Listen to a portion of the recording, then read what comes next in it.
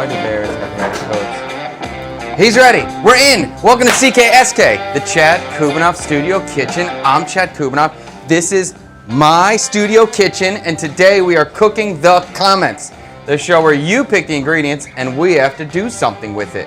On a previous episode, we got, I should probably do that on a previous episode, the winner for the last, oh man, not good again, trying again, one more time, here it is. On a previous episode, we got a recommendation for this. I really want to eat Vietnamese and Southeast Asian falafel, must have hummus and some spice. Thank you, Cyber Daddy, for an excellent recommendation and a wonderful super chat as well. Fantastic. So that's what we're going to do today. We're going to make some sort of Southeast Asian Viet falafel with the hummus and a spice. We got it. I got lots of ingredients. We're going to break that down in a second. In the meantime, for all you chatters, OG chatters out there, we got some new additions that Tang is playing around with today. He's got some new things. So he's got some super chat challengey things, and we're just trying to see if these work, honestly. But show us, what did you organize already? All right, so he's throwing some things in the corner here. So if you super chat $80, let's do that again. Here we go. Here. $30. Oh, I lost my screen. Hiya! Tang, we're live right now. People are watching, Tang. It's screwing me up, dude. Okay, fantastic. Whoa, be careful. Tang is just playing around with some different, I don't know, challenges, I guess. So what he's come up with so far is if you donate, or if you super chat or donate or whatever platform you're using, whatever word, $30, then I can't taste the element of the dish that I'm currently working on. I hate this idea, by the way. I think it's terrible. But, so let's say I'm making a relish and then you throw in $30, I can't taste it anymore for that component. This is something to do about Vietnamese culture. We'll let Tang explain that later in the episode. What's your other thing you came up with? This is explain now. Huh? When Vietnamese preparing the dish for the prey table, we cannot taste the dish because it's considered disrespect for the ancestor. Okay, so how Tang came up with this idea is when you're preparing, a lot of time there's food that you prepare for praying that is supposed to be food for your ancestors, for your passed on relatives. And when you prepare this food, you're not allowed to taste it because it's considered disrespectful for you to taste it. I don't get it. If you're cooking for me in the afterlife, you better taste the food, otherwise I don't think you care. But anyway, that's not the point. So that's the one thing, one idea. His second one is a spice roulette. If you drop $40, you can spin a wheel and we have to add a random spice. Do you have the spice wheel ready already? Not really. He doesn't have it ready yet. Don't do that. Okay, what else you got? $60. Oh, okay, $60. Guarantee your choice will be the next episode. Okay, and I think we should do that at $50 too. Because remember the YouTube thing. We'll get into this a little bit later in the episode because in this show, you come up with the ideas for the next dish or the next challenge. And then we're going to vote on it at the end of the episode or at the end of the stream. But if you have a dish or you have a challenge that you want me to do no matter what, you need a guaranteed win, you can super chat $50 and then it'll automatically win for this week. And the last thing is an $80 super chat. We swap one ingredient for an alternative. So if I'm working with sugar and you want to go, hold up there, young man, switch it with honey, we can do that. Or whatever. I just got a bad idea. People are going to say yip ga. People are going to, dude, don't do this. We got to say anything except yip ga in there. Yeah, okay, I don't like how this is working already. But it has to be the same category though. If it's sweet, it needs to be sugar or honey or something alternative. Okay, so that's Tang's concept. If it has to be swapped with an ingredient in the same category. If it's an herb, we have to swap for another herb. If it's a sweet, we have to swap for another sweetness. Salty, some other salt. You get the point. And also, if you guys have any other ideas that you think would be fun to include in this or subs out, then we'll do that. So you can put in the chat, we'll learn. Basically, Tank just keeps trying new stuff, and I love it. It's great. Let's keep doing more stuff. Okay. We have a new donation sound. We have, oh yes, and we got a new sweet hat. So now we got a sound emoji, I guess, or a sound when there's a donation comes in. So that's super cool as well. Okay. And another hater of the fish mint. the worst of the worst. Potentially the worst leaf on the planet. I'm thinking. Sounds about right to me. Fishman is the worst. And here's Tree. Hello. Super Tree. ST. Seriously. Okay. All right, we're going to start. Anything you saying? Or are you on dishes now? You on dishes or you got something to say?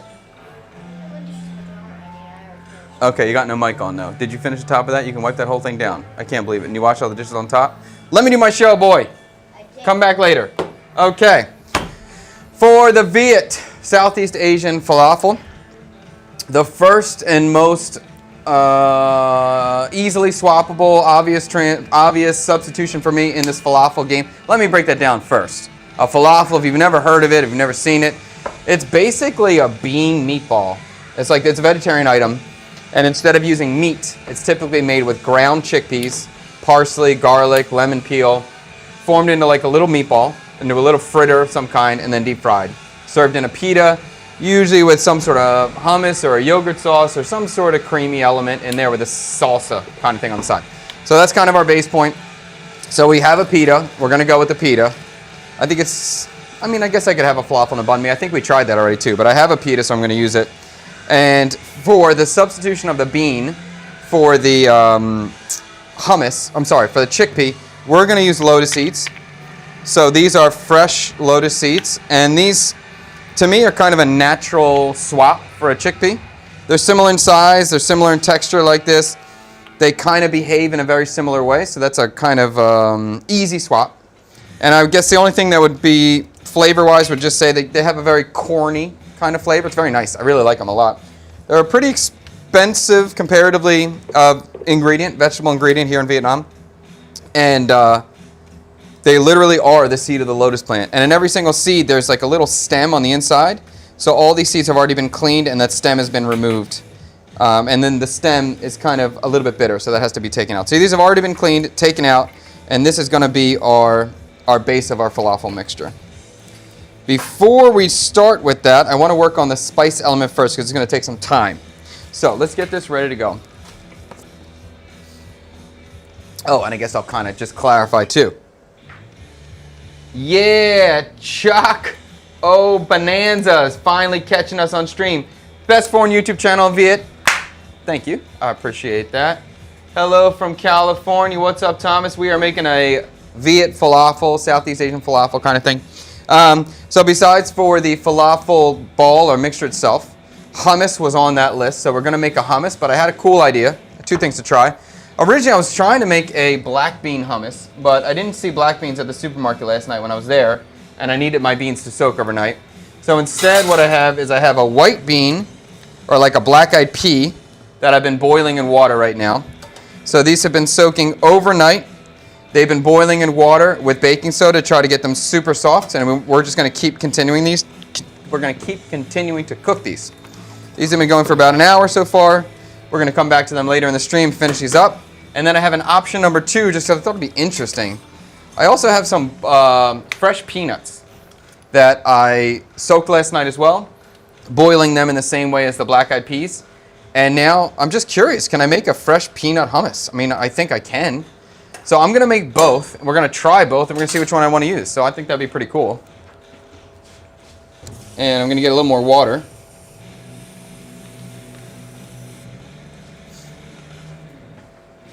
I just want to make sure these don't dry out.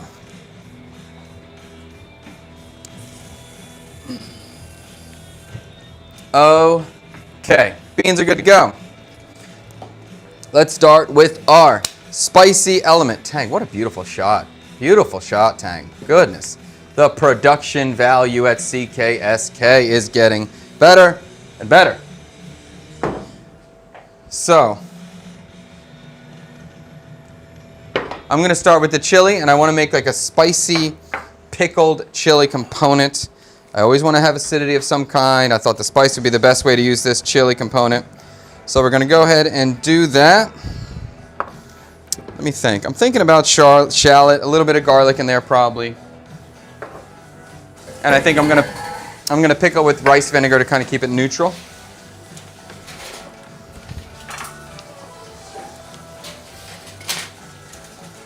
Okay. I peel a couple cloves of garlic. Hell yeah, love the content. Hell yeah, Jeremiah, I love the comment. Thank you, dude. Appreciate it. Let's say 2 cloves of garlic for this. Let's go 1 shallot for this. And then we're going to come back. I think we're going to be peeling a good amount of garlic today, but I'm not going to do it all at once. Are those Holland chilies? No, sorry, let me get you up here. Are those Holland chilies? No, these are, I would call these, what do we call these? Dragon chilies is usually the name I hear for them, or finger chilies would be another one. And then these smaller ones are Thai bird chilies. They're just giant Thai bird chilies. K5, hi from San Antonio. Thank you, man. Korean Vietnamese fusion, LA galbi. That sounds good already. LA galbi bun cha, kimchi bun sale, bulgogi kum tam, some sort of raw marinated crab dish. Okay, all of that is awesome, but you need to pick one. I can't do 3 in one day. That's too much. Actually, if I can vote on that, I'm going to pick the galbi bun cha. I think that's a cool idea. I think that's really cool. Will work. I wouldn't mind making that. Kimchi bun sale, sure. Bulgogi kum tam is a good idea as well. But I think the galbi bun cha is probably the most intriguing to me on that list. So I'll go into that now. That in this stream, if you guys have any ideas for dishes or challenges or ingredient lists you want me to tackle in the next episode, you can start putting it in the chat now. And then we're going to make a list at the end of the stream, and then we will vote on it as a community and decide what the next episode, the next stream will be about. Tang, if I could just remind you that Jung Forever, or Jung Fever, she had a suggestion last week that didn't get put on the poll. Do you remember that? Small shrimp carbonara. What is it? It's a tep. Oh, yeah, the tep. Oh, tep carbonara. Yes, so that's going to be on the list. We got to make sure that goes on. Jung, if you're not in yet, I promise we're going to get your thing on the list. Tree got his job back. He did for now. He did for now. He's doing good. He said he was going to be a professional young man today. We'll see. We'll see. I do like working with him, though. Like, I know. I start working with him now. I know, and when he's 16, he's going to be a beast. So I'm pumped about it. Skyline Chili. That would be funny. Skyline Chili is like a Cincinnati, I think, right? It's like spaghetti with mincemeat chili and a lot of cold cheddar cheese on top. It's kind of a cool thing. I bet you it's super delicious. What's up, Tweewhite? We are making the Viet falafel. All right, so let's cook this out. I'm going to cut my chilies, my big chilies, in a fairly larger size. Oh, I don't think I have my steel here. I can feel my knife is not as sharp as it once was. And I brought my steel home. Uh-oh. We're just going to have to suffer from a mediocre knife today. I got to sharpen this today.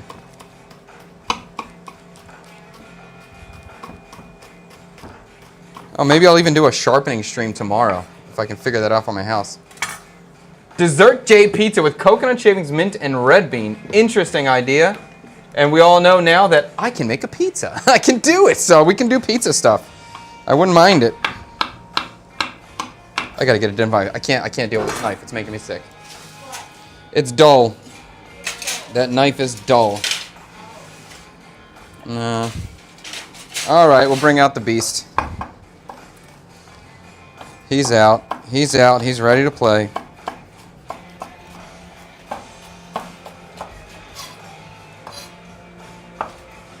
I had it before. Did you put it up there?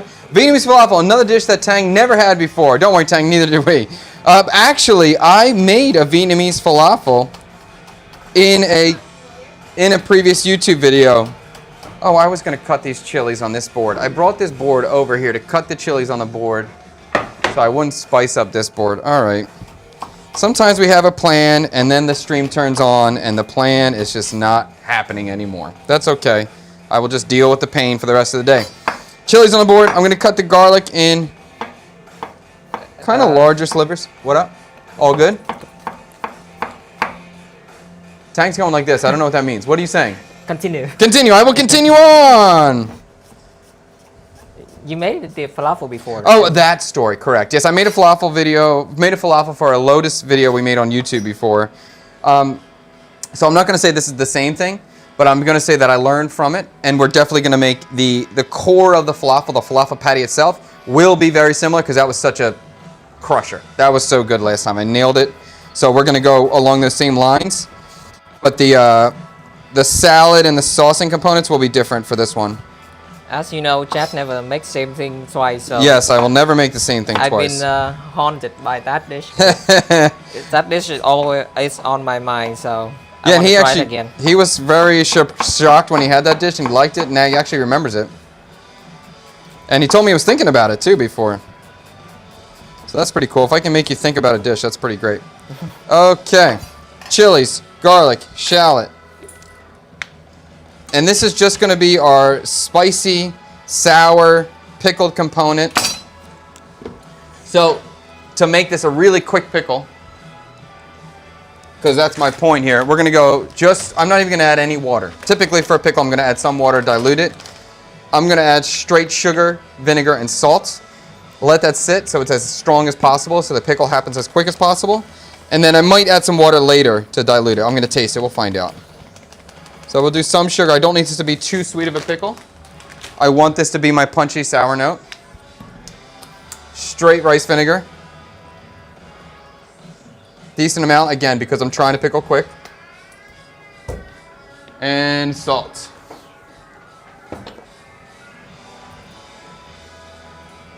Okay. Give this a mix. We're going to put this on the side, let it hang out.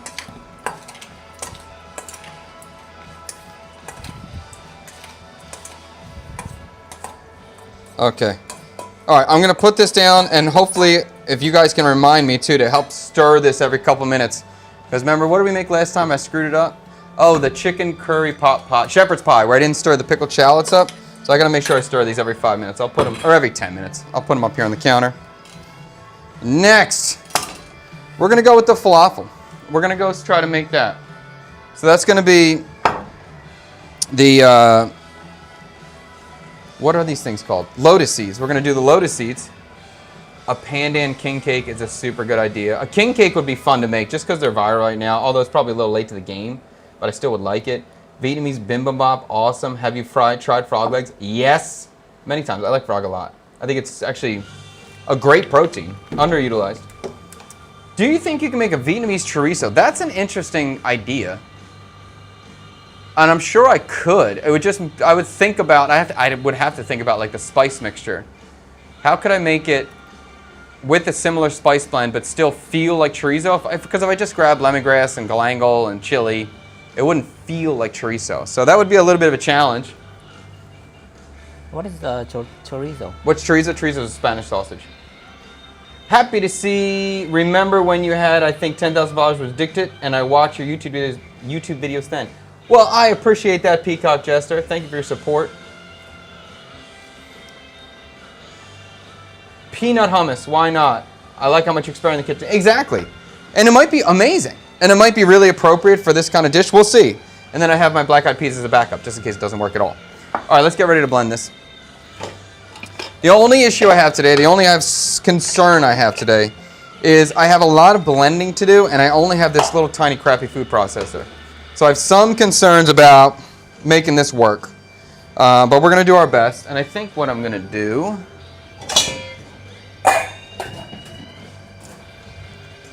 I think I'm going to make like just toss all my ingredients for this mixture together so I get an even distribution, and then blitz it in batches. So I'm going to throw in all of my lotus seeds in here.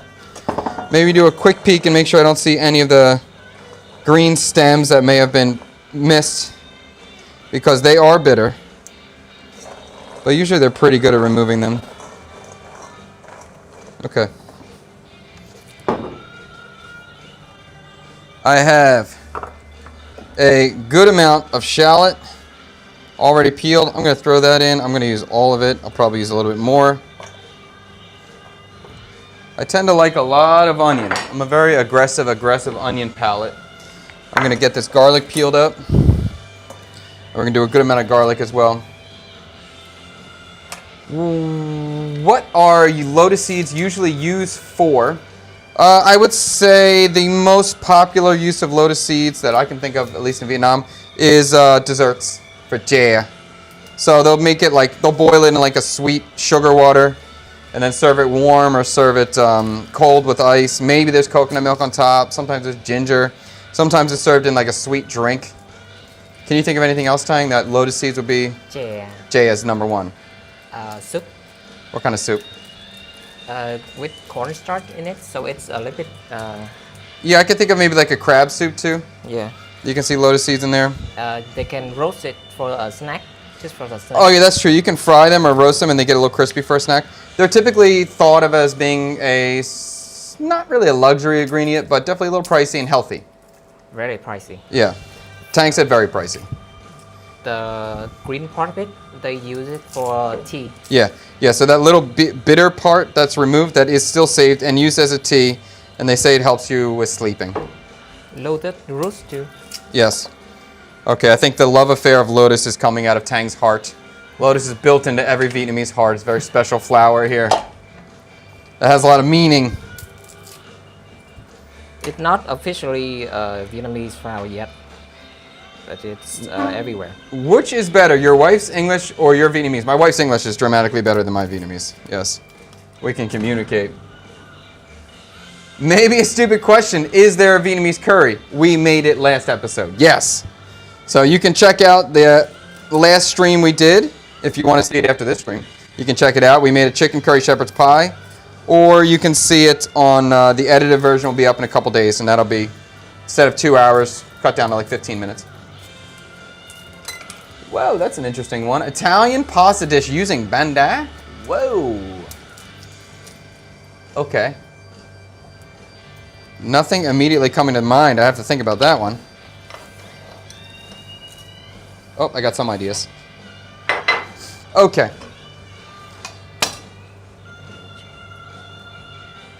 Hey Chad, just wanted to let you know your Twitch title is updated. It just says live with restream. I see the title on YouTube. Tang! I'm gonna fix it after this stream. He's gonna.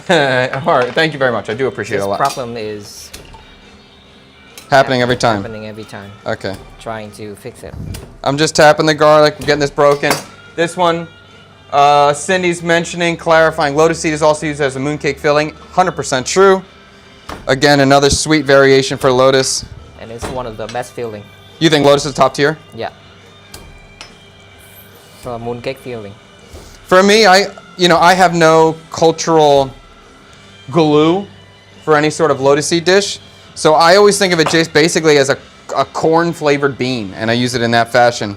My brain typically goes to savory items.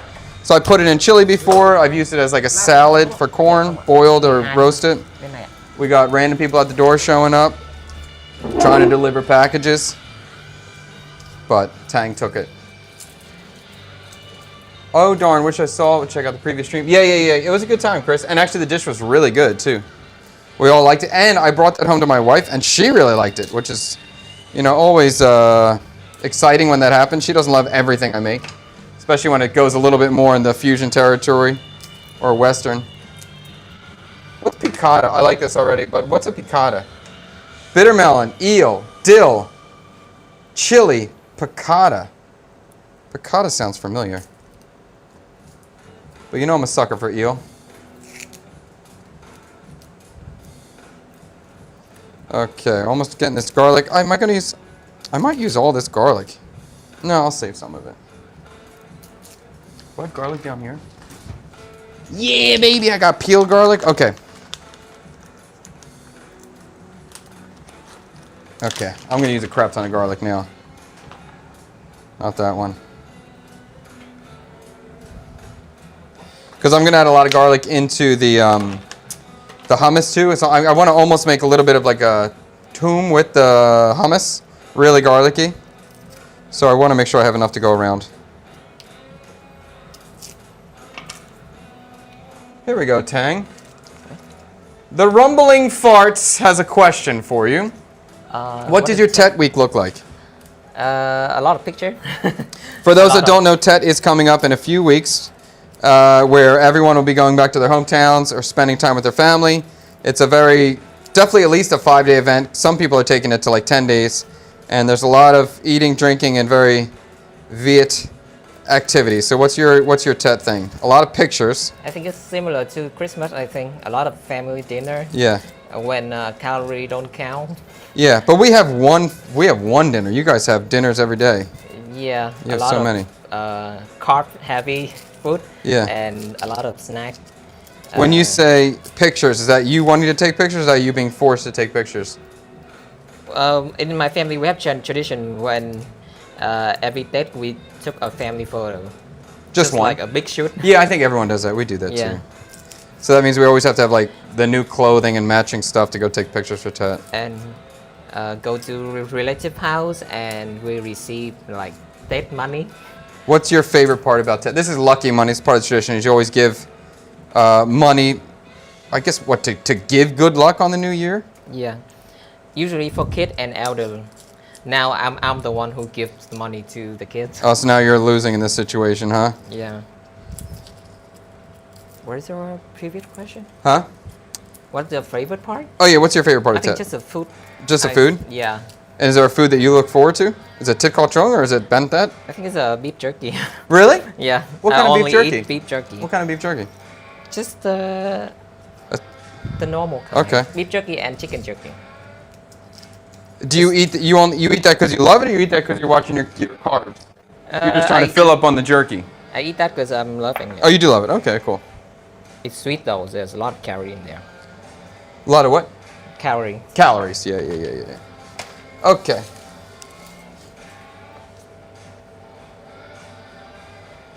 Will your weekly streams be paused during Tet?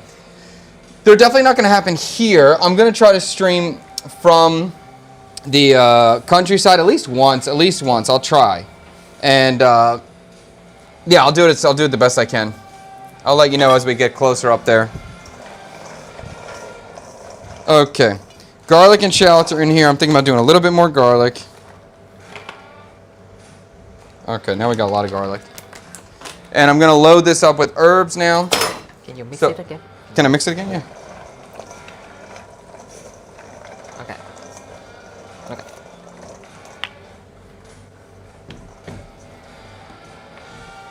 Are you guys going to have some downtime for yet? I hope you guys take a lot of time off. Yeah, a couple days, nothing crazy. Okay. Now, for my herbs, I'm gonna go a lot of raw rum. It's gonna be one of my main herbs. So if you don't know raw rum, Vietnamese mint is another name. Laksa herb is another name. I think they use that in Indonesia. They call it laksa. It's quite a good herb. I like it a lot. Very, very distinct in its flavor. Not something that you can really change or swap effectively for other stuff. It's pretty distinct. I think one of the more common herbs in southern Vietnam.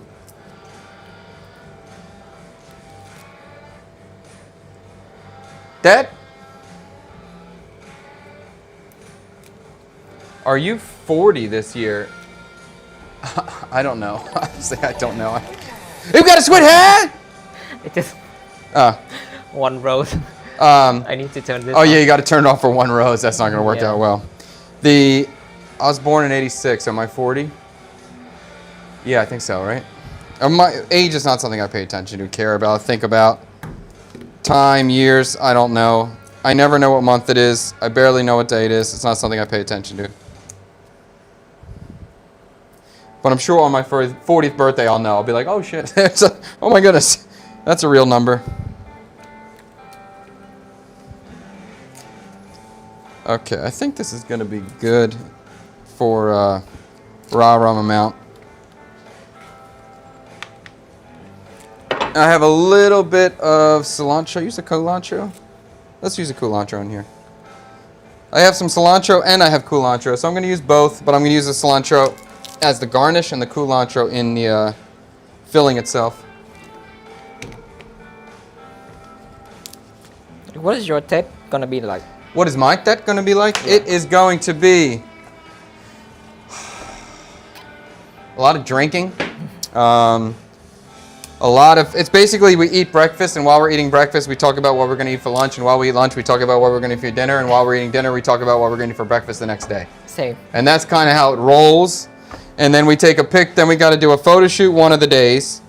And then in between the eating, you do the dishes. And then in between that, some people start cooking if they want to cook. And everyone else just kind of lays on the floor until the next meal happens. And that's kind of the game. Usually you go from one house to another. We used to have a lot of the family all living close, so it was kind of, we were bouncing between houses all the time. But now families kind of separate a little bit, so I don't think we're going to do too much bouncing. Hopefully everyone will still kind of meet up at the same spot. But the bouncing part, I don't think it's going to happen, which is kind of nice. I like my mother-in-law's house. It's comfortable enough for the countryside. I don't mind staying there. Okay. All right, so I'm just going to give this a rough chop. Because it's kind of a stronger herb, I want to give it a head start before we mix it in with all the other stuff.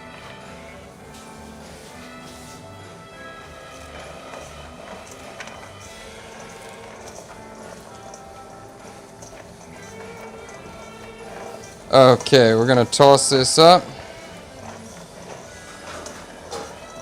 I just want to get an even distribution, as I said, because I'm going to blend this. My blender's way too small. I'm going to have to do it in batches, so I want to try to do it as even as possible.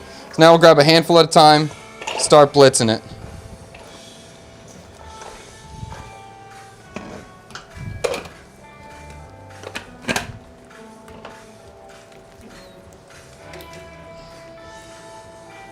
Are you going to be 40 this year? Yes, I'm going to be 40 this year. 40? I thought you were 38. Am I 38? If it's 2006, I was born in 86, I have to be 40 this year.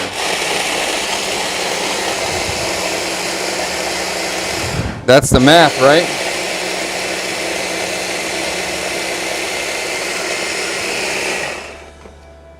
Okay, so I'm looking for this to be a slightly chunky mixture. This texture looks really nice. Fine, but not too fine, not a puree, not a paste, a little bit chunky. I think that feels appropriate. Let me get a bowl.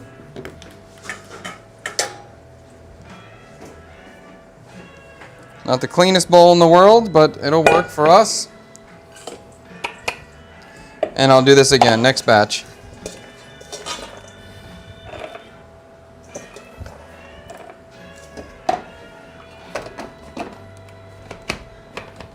$40 is the new $30. I guess so.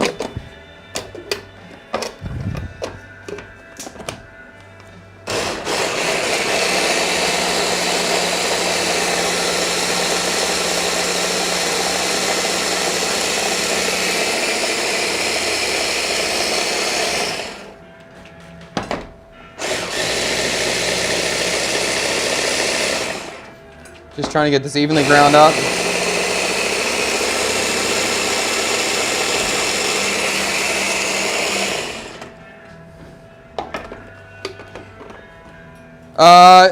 I don't think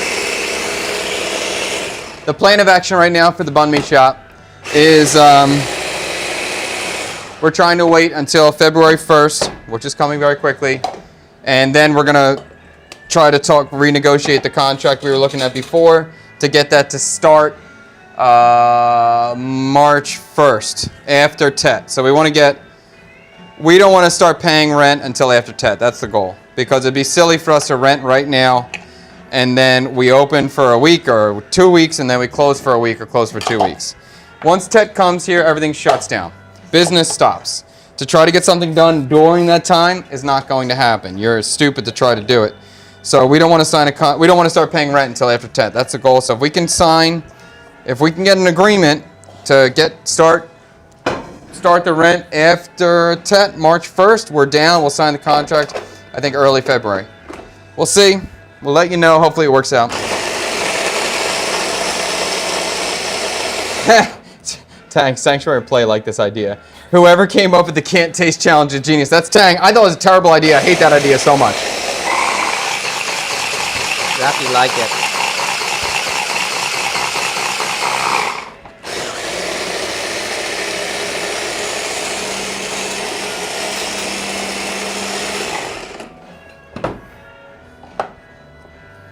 Okay, I want to go through, get this nice and finely.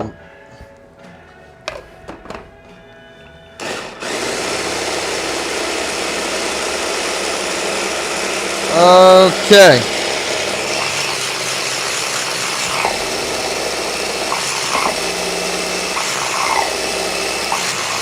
So far, this blender's doing all right. Not bad. Not bad at all. Okay, let's put this all together. We should be good.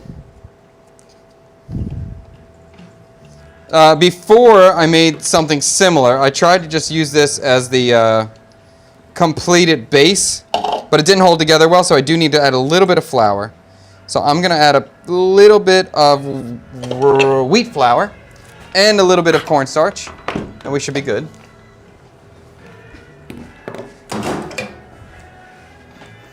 So let's get a little bit of salt in here. I'm obviously, I don't know if it's obvious or not. I made a lot. I made too much because I think my kids are going to like this. My family's going to like it. So I'll bring home some extras. Salt. Let's start with there. I'm going to grab a little bit of cornstarch.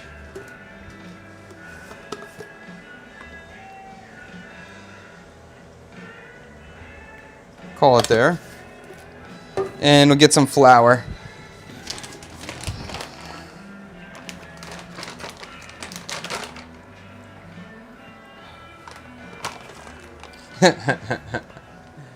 I said that on my third 40th birthday. That's funny. Okay, I think that's going to be good on the flour. We'll give this a mix.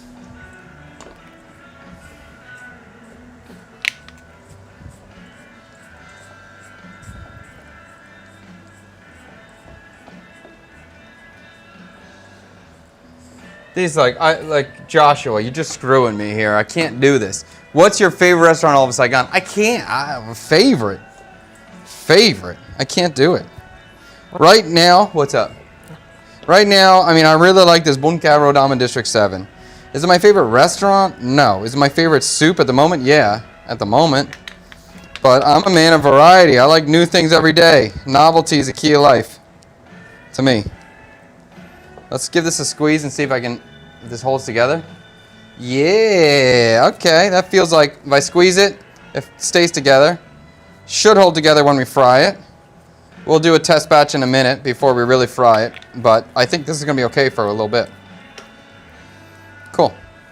All right, let's put this on the side. Before we fry, we'll do a tester with taste one. But in the meantime, we'll start moving on to the hummus.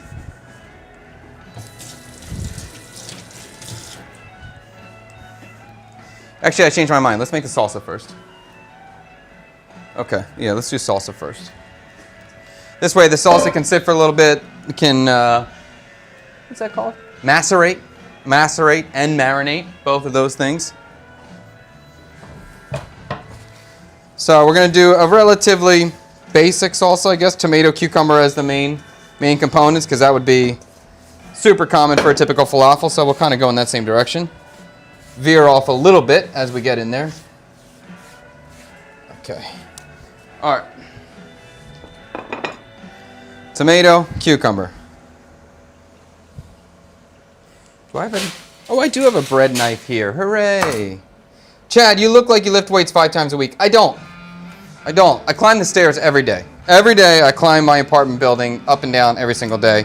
What, a long time, it was probably like 6 months ago. I started climbing the stairs with kettlebells, and I was doing like dead man carries, and I screwed my arms up so bad. Oh my God, my back was destroyed for months. My hands were screwed up. It was really bad. So I'm very cautious and slow about bringing weights onto my arms again, but I don't think I'm ready. I'm gonna start doing it again. It's been long enough, but I learned my lesson. Stir the veg! Oh, you're the best. Thank you so much for that one. Top tier chatter right there. Thank you, Opti, Grab Media. All right, cutting the tomato. We're going to do a small dice.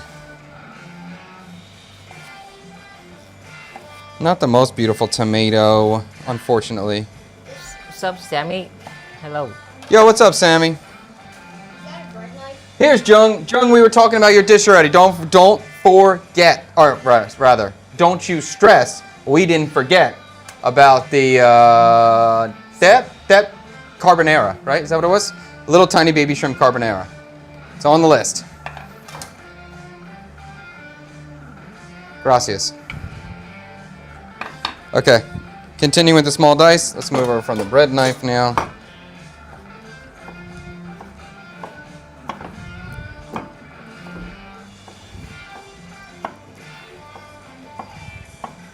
Okay.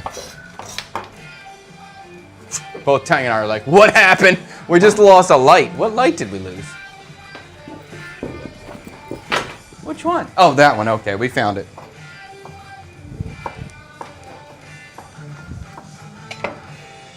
Yeah, don't you worry. We remembered.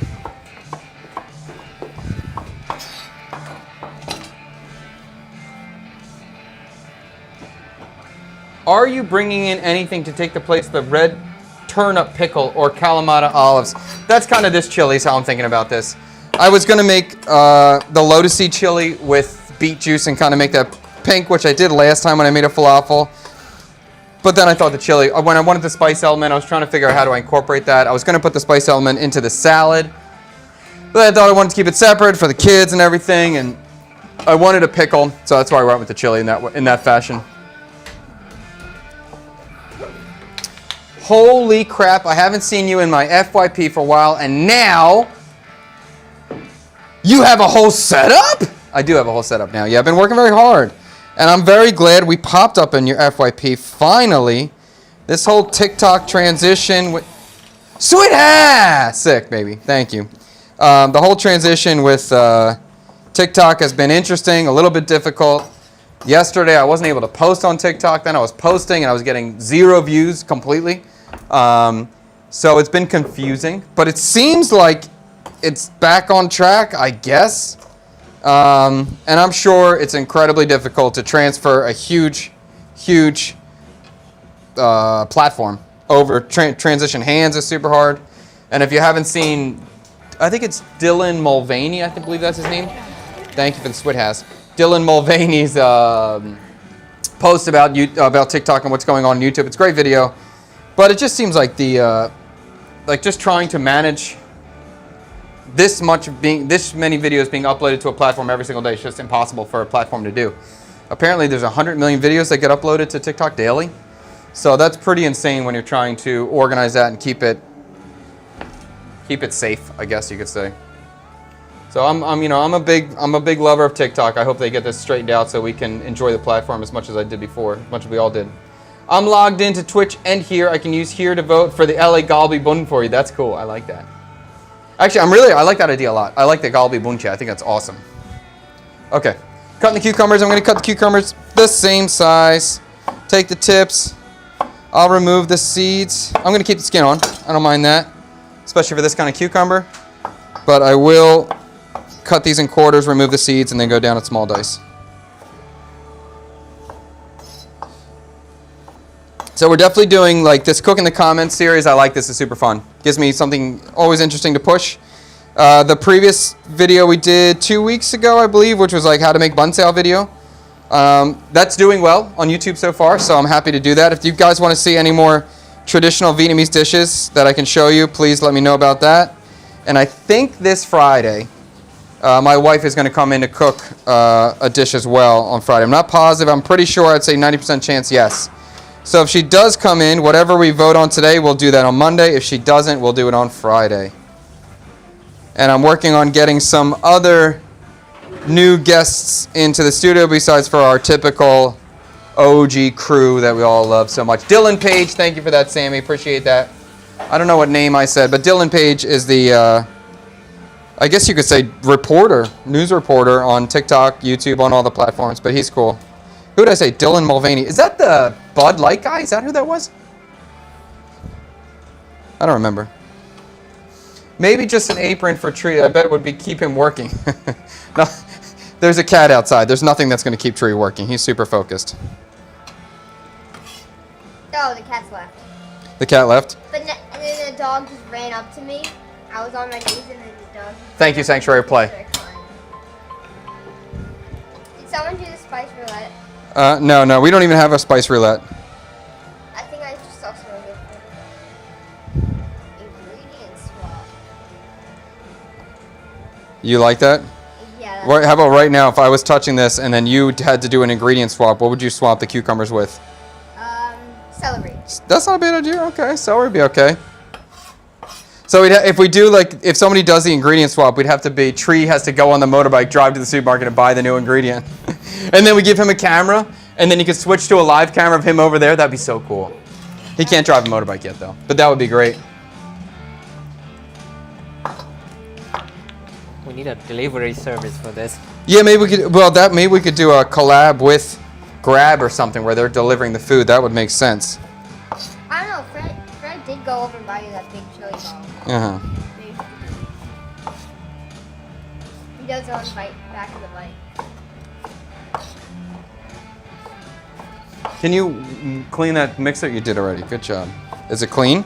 Yep. I'm gonna pick it up and there's no food in there. You think so? Yeah. Oh, good. I'm glad you think so. All right, so we're gonna go through, get the small dice, same size tomato, almost there. Look how much cucumbers on that knife. Yeah, I can even do this with my big boy. I can do this in one go. Although it's a little hard, but I can make it.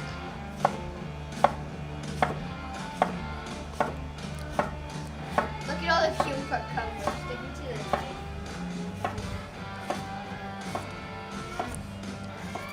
Getting a little sloppy at the end. Okay. Okay. Cucumber in the tomato. Bada bing. Right now, Gum damn jambalaya, man. Jambalaya is interesting with the darkened roux. Is an interesting flavor to go with Viet flavors. it looks like a watermelon. Looks like you just cut up a watermelon right now. I assume that jambalaya has the same roux as a gumbo would have, that darkened roux.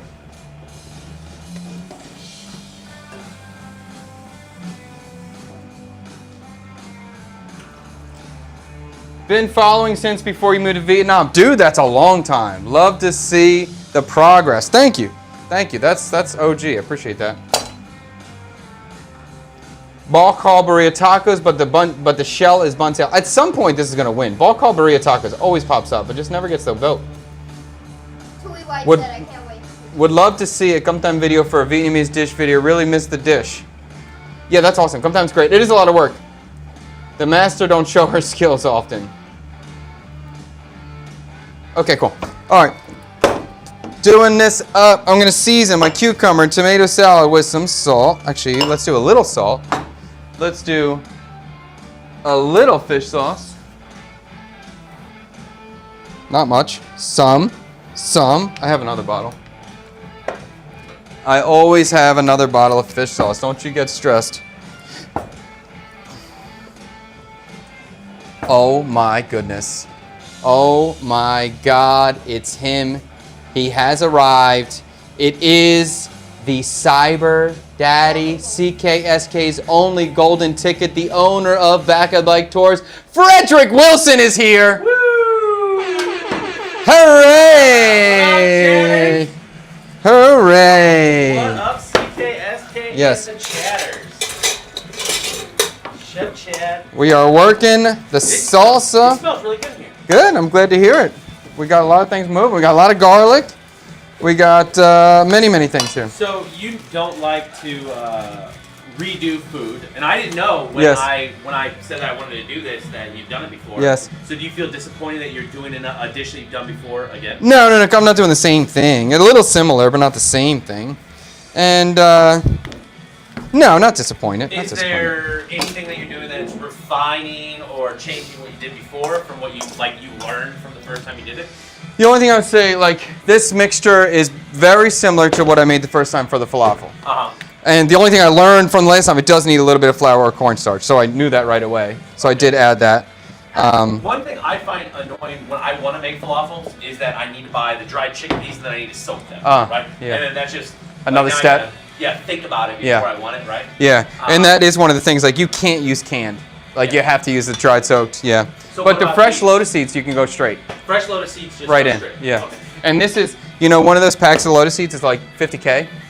This is 2 packs. So this is 100K, and this is easily enough for your family. Maybe even 1 pack might be enough to make that happen. So it's pretty cool. Look at all this watermelon. And the pita breads, you can get a co-op mark too. I did not know. Yes. That. You said that on the chat. and I thought Yes. that- So these are, and they're not expensive. They're usually 35K.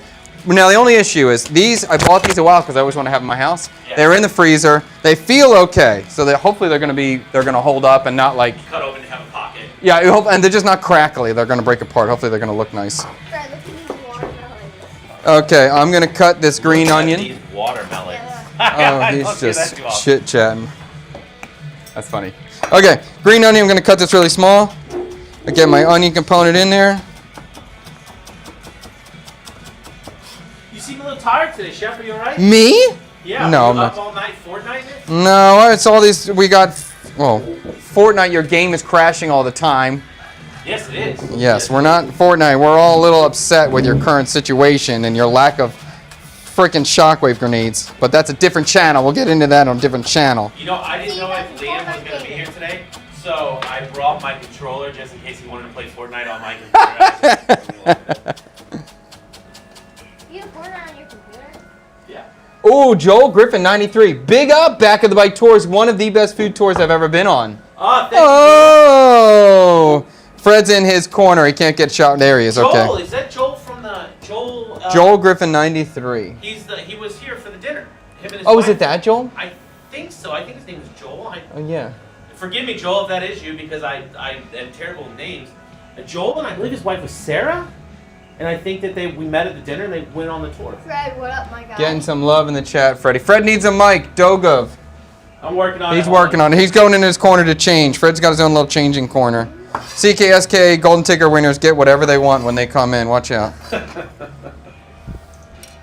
Let's just not punch the So where is this? So I don't watch Kill Tony. I understand that they give people the golden ticket. Yes. So does that mean like if a comedian gets the golden ticket, then they can come and do stand up anytime they want? Yeah, so normally you put your name in the bucket, and if your name gets picked out, you're allowed to do 1 minute of stand-up comedy. But if you're a Golden Ticket winner, you can come anytime you want and do 1 minute. Oh really? Yeah. Oh, that's great. So the door's open, always open for you. And so like, it's a platform that can change people's lives. Yeah. And so if just the more you can get on that show, if you can have a good set, you're going to be a rich person all of a sudden. You go from living in your car to being able to pay rent. No, I don't typically watch Kill Tony, but the only thing that's gotten me to watch Kill Tony is the Timmy No Breaks. Timmy No Breaks is top tier. Timmy No Breaks. Boom! Guys, roasted. come on! Yeah, Yeah. very top tier. Top. It's a punchline here. $200. Oh, wow. Lotus seed kicks chickpeas butt in nutrition. Really? Yes. Does chickpea have a lot of protein? Or Hold on, any he's saying protein? protein, 15.4 grams. For how much? We don't know how many grams of... That is so funny that they said that because I'm just about ready to ask that. I'm doing a new ChatGPT is my nutrition coach. Okay. And I've been doing it for the last couple days. How's ChatGPT doing? Doing all right. You know what? I think, because we talked about how much weight I've gained a lot of weight recently. I mean, I've always been a big guy. But, Yeah, Fred's always been a big gentleman. and this is why you have to have close friends like Chad, because Chad called it out the other day. Chad was like, man, you've just gotten so fat. I don't know if I said it like that, but yes, okay. No, he didn't say it like that. So the thing is, I quit smoking back in September. That's great. And since then, I gained a lot of weight, and I can go up and down in my weight, and I just didn't notice it. I didn't and notice then you said it, that but- with the cigarettes too, like you didn't eat differently. You ate the same amount, but because you stopped smoking, you just gained weight. I feel that, but also, you know what? We were trying to save a lot of money recently. Yeah. And so I might have been overeating rice. Yeah. Because we were buying less meat. Yeah, and yeah. cooking less meat. Yeah. So I think I was eating a lot of rice too. Yeah. So that's what ChatGPT is like really calling me out on. It's like, dude, protein. You gotta Yeah. smash protein. So I didn't know how much protein. I'm glad the chat said that. So I bought a couple eggs from Circle K All that I was right. gonna eat before we ate. So I Yeah. didn't. But if this got a lot of protein, let's go, baby. I don't need it. I can save it for later. So now you know Fred is just eating rice at his house. That's why he's here all the time. He's just looking for any meat scraps we got. Any meat scraps we drop on the floor, he's like, yes, baby. I'm sick of eating rice in that ramen with no nutrition in it. Will your new banh mi shop get added as a stop on the Back of Bike tours? Unlikely, I would say. Unlikely on that one. Very much could. I guess it's possible on location. The Back of the Bike tours experience is a very planned out experience.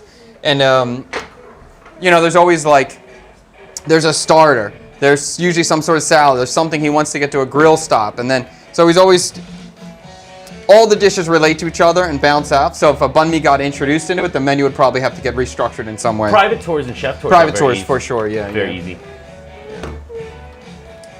And I would do it on the after. I would have no problem doing it on an afternoon tour. Nana Yoki was saying that smoking does suppress your appetite. Do you feel like your appetite got bigger after you stopped smoking? You know, I wouldn't say that, but maybe it has. Obviously. Okay. I mean, obviously, if I gain like 6 kilos or whatever. Okay, Sanctuary Plate's coming back. Calories per 10 gram of protein. 215 calories per 10 grams of protein. I don't know if that's good or Yeah, I bad. don't know what that means.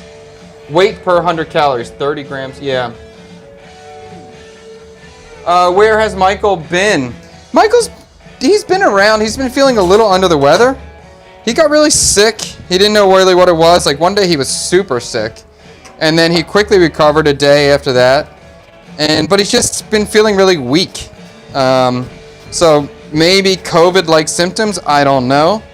He's fine. We've been hanging out. We had dinner last night. He's in good spirits and everything.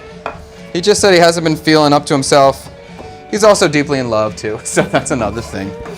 And then he did the big burger day video where we ate burgers, 14 burgers in 2 days. He was a part of that. So he was well enough to be involved with that.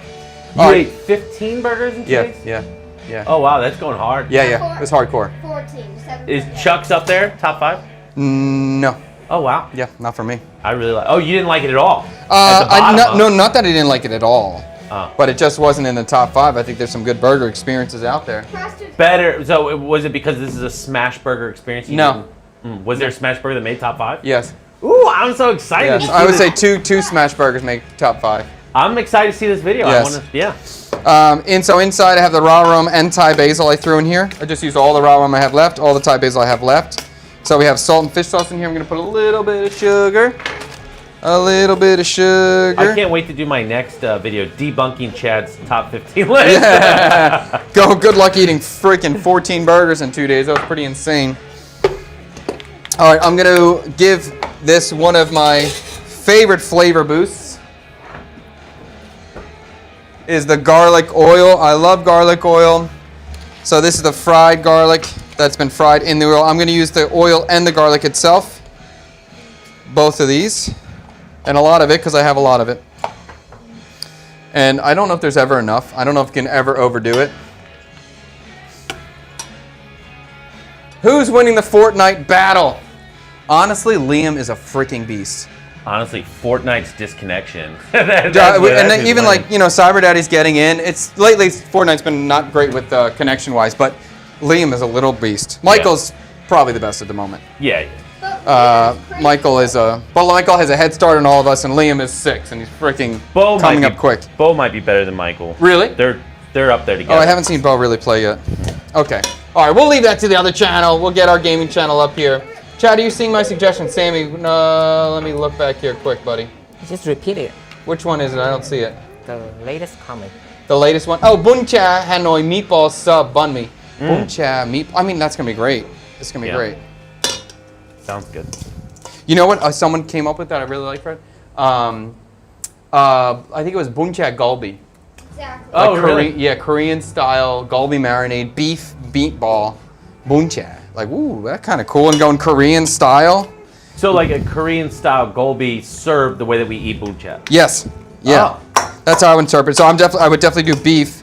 The idea is like, would I use rice noodle or would I use like a sweet potato noodle? Like they would use japchae. Like that's another option. That would be a fun dish to play with. I would enjoy that. And I just wonder if the marinade, like a Galbi marinade, would go with like the fish sauce. I don't know if I'd make fish sauce. Yeah, I don't think I'd make fish sauce.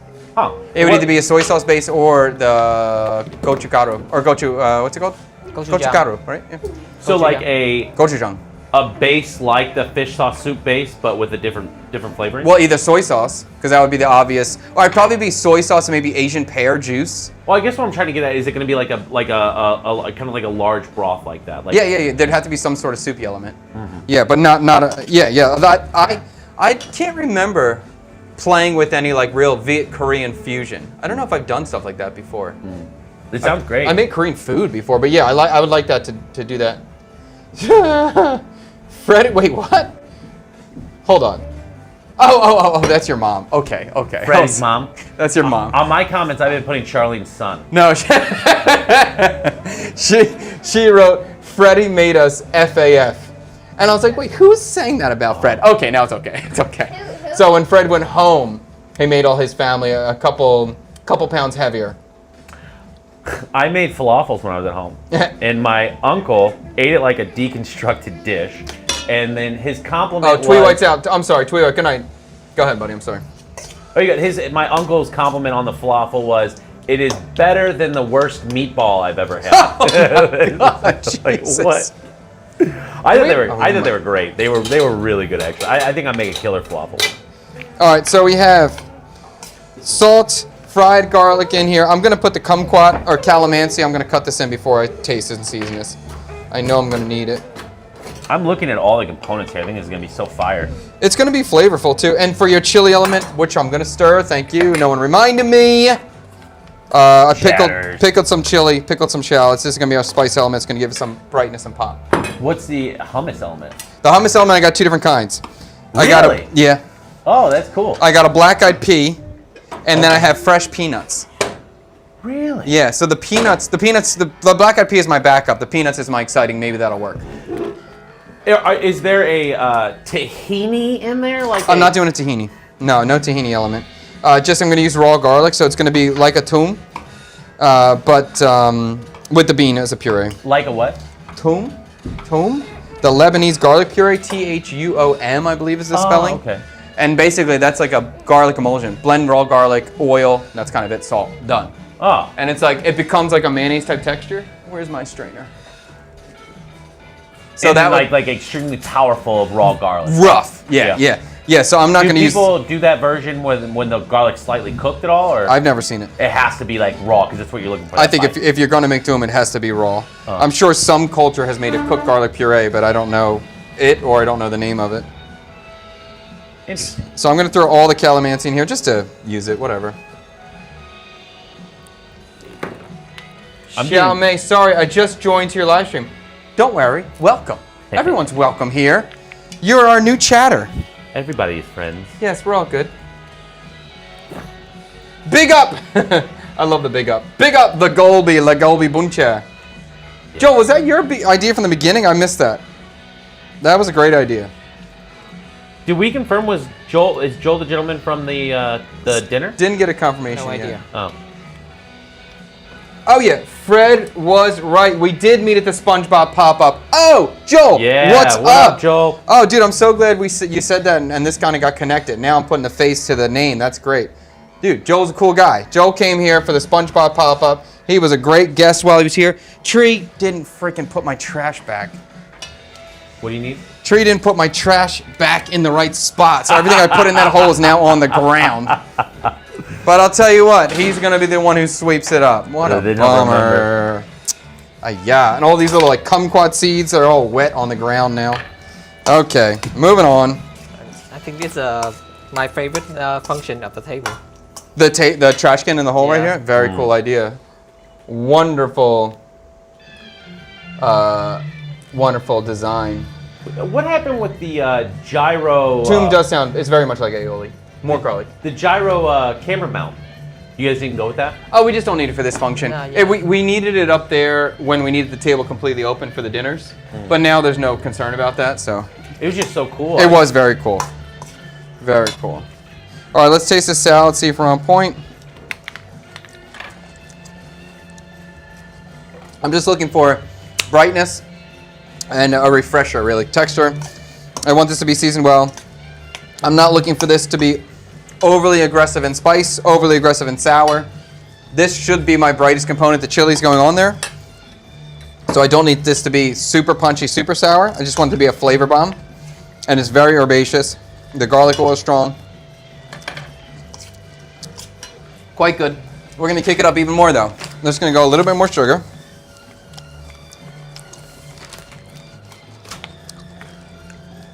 Kick up the fish sauce a tiny bit more. We'll kick up the, I'm going to use lime instead of kumquat now. I ran out of kumquat, or calamansi. We'll kick up the citrus again.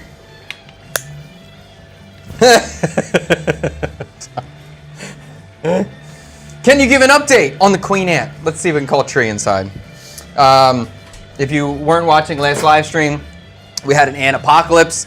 There was an ant battle that was happening on our cutting board, and at the end we did find a queen ant that Tree wanted to raise in his ant colony, his ant nest. Unfortunately, Sarah 3 has died and passed on and moved on to better areas, better ant hills in the sky. Yeah, it didn't work out for us, but we'll try again. And Tree is out there trying to play with this kitten. It was good before. It really was good before. But that little bit extra seasoning of sugar, salt, and lime juice just picks it up more. It's just brighter, even more fresh, even more exciting on the palate.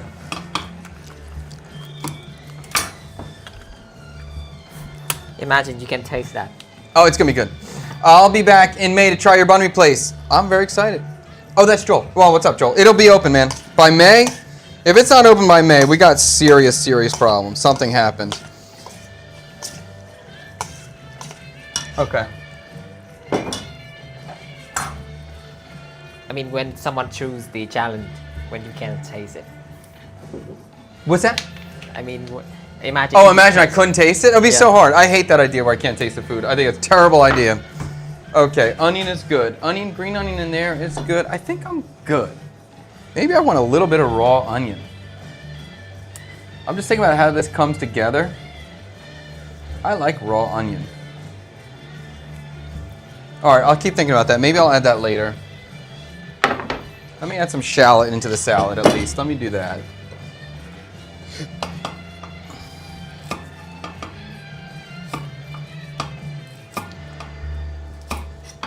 Literally, my favorite ingredient is onion, so it will always happen. And now, living in Asia, my onion palate has gotten stronger and more aggressive than it ever has been. Like, I just eat straight up raw shallot now. I love it.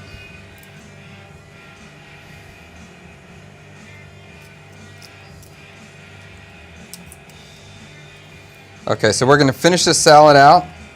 We're going to blend our two hummuses, figure out which one we like better. Fry our falafel, and then we should be able to assemble and get this thing going. Can you be open by mid-March? It's possible. I would say if the location we're currently most excited about works, yes, we'll be open by mid-March. If it falls through and we have to re-find a new spot, I don't know. There's no guarantees then.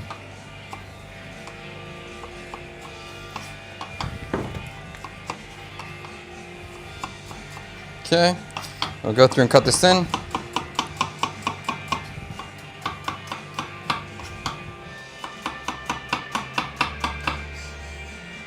A toast to the Queen as in order. Libations! I agree. Let's do it.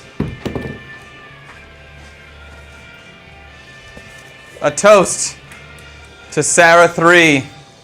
I've had this bottle of cognac here for weeks, and I kept wanting to bring it home because I really like cognac now. After my Chef Rang experience, I'm a cognac guy, and I've been thinking about it. So we will have one for the Queen of Ants, Sarah 3. If you can't guess, Sarah 1 and Sarah 2 died already. So Sarah 3 is now dead as well. Hopefully Sarah 4 will be the future generation of the Kubanov ant colony. Shallots are going in the salad.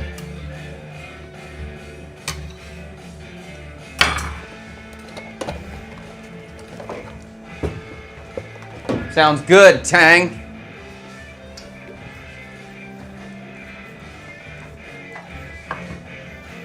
What could be more Viet? A little Hennessy. A little Hennessy in the morning. $20 donation for a shot. Yeah! Oh, Fred, we got to... Oh, I'm hoping somebody will super chat soon so Fred can see our new sound effect we have for a super chat. It's pretty good. To you, Sarah 3. What did Sarah 3 do? Oh, she asked you for a shot? No, Sarah 3 was Tree's most recent aunt that died. Oh. And Jung Forever said, we must do a drink in honor of her. The culture shock was too much for her. She went from the streets of Saigon to the high-rise apartment buildings of District 7, and she couldn't handle the transition. Okay, shallots are in here now. Even, I mean, just a little bit of purple in there. It just looks so nice, right? I mean, come on. Ant. Do you remember the ants that were in the mortar and pestle all the time? In the base of the mortar and pestle? Around the mortar and pestle, the cork. You're actually talking. Oh, so not an ant. No, we're talking about a little ant, an insect. I'm thinking you're just like joking around about one of your mom's sisters dying. You miss it. Like that. Never. You miss it. Oh, we got one. Thank you for the donation. Oh, Fred, you might even. Oh, he can't hear the sweat hat. Here. Can you do it again? Here. We're changing. We took the commercial. When I say me, I mean Tang. Tang did everything. I did nothing. We took the commercial from the Chinsu commercial from me, and now I'm speaking V like sweet hat. Oh, that's great. It's awesome. Here.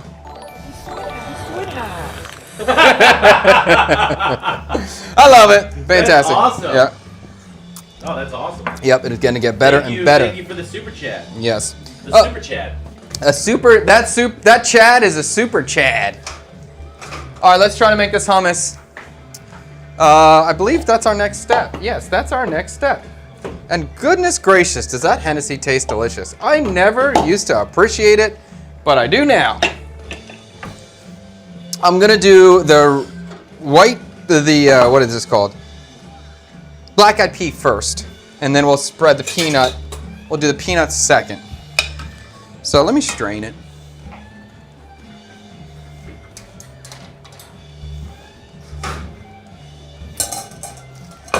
If we need All some right. more adjustment to the sound, I will make the sweet hat bigger. Louder. This Louder. is dirty. I'll tell Trey when he comes in. That's dirty. Try again. We'll try again on the next one. Another. Sweet hat! Will a $20 donation? What happened? I missed it. Oh. Will a $20 donation buy a round of shots for you? It will not buy a round of shots for him. He's on the clock. He will be in a couple hours. And neither him because he's driving home and he's very nervous and cautious. It's just going to be me. I can grab home. But I will continue this one. I can take a small sip. I don't have to work for 4 hours. Okay, heard that. Would you like cognac? Or I have so many kinds of. From these dinners I did, the CKSK pop-up dinners, we are loaded up here. We are loaded. What do you think you would like me to taste? I do drink cognac? I don't drink much cognac. Dude, I freaking like it. All right. Here the setup. Here's Chad setup. Huh? Wine setup. Say what? I'm showing the stream your wine setup. Oh, my wine setup? Oh, I've never had liquor before, but I have liquor now.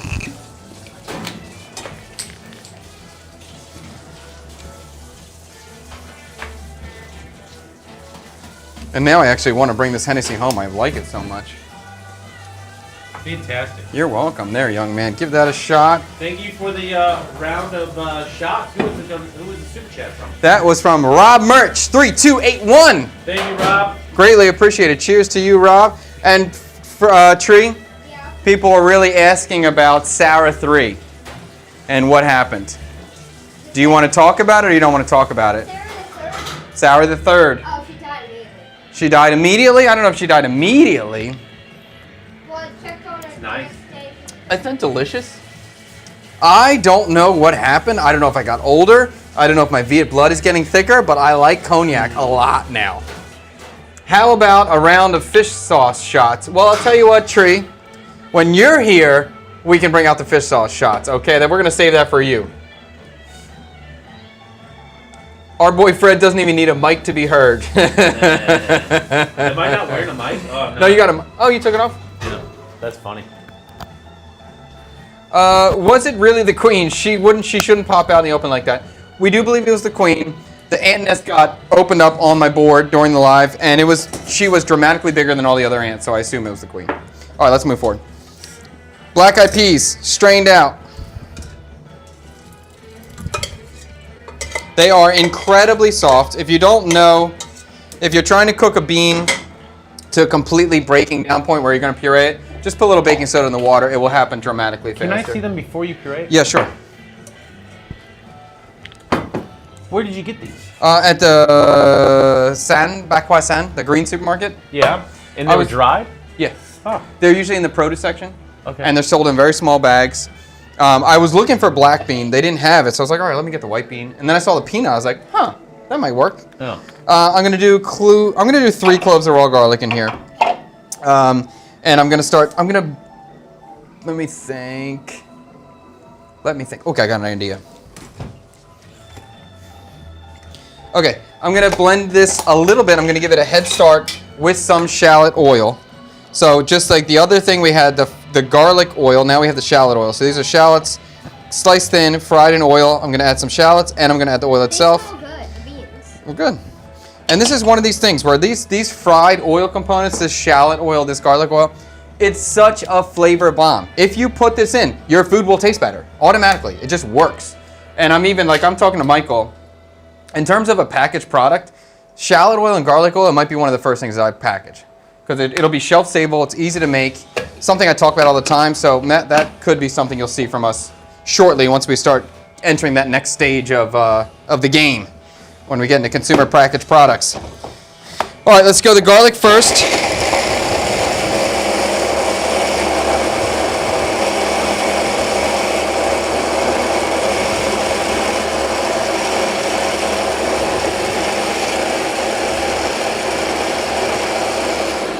And now I feel already a little bit toasty, so I'm feeling good. I love it. Here we go. Let's add the black bean into this now. And I just gave the garlic a head start because I'm worried about this food processor not being so strong. I'm struggling with this quantity. Fred, did I tell you my mom's bringing me a food processor from America? Fred. I'm sorry? My mom is bringing me a food processor from America. Oh, yeah? I'm so excited, yes. Which one? I don't know, but just American style. Ninja. You know, just a Insert from the top. yeah, motor's on the bottom. And then I can just have it like running and drip my oil in. Because even right now, for this kind of thing, I would love to have the motor running and I can drizzle oil in or drop an ice cube in. I can't do that with this, unfortunately. So she's not paying extra to bring you like a Roku brand. Not a Roku. No, Roku is, Robocu's incredible. But I think it's a price point's crazy. Actually, the best one I used right now, I believe, I wish I knew the brand. It's cheap. It's probably about a $40 or $50 food processor. But it comes with a little, like a built-in scraper that as the machine's on, you can just push this back and forth and it scrapes down the sides. Oh, that's amazing. It's amazing. It's amazing. And a Roku doesn't have it because I don't think they have the license for it. Such a good technology. I'm letting this rip. I'm going to puree this as much as possible, as fast as I can. Hold on, I got a lot of pop-ups. Seeing stuff. Tang, I lost my chat on here. Tang's going to play with this for me.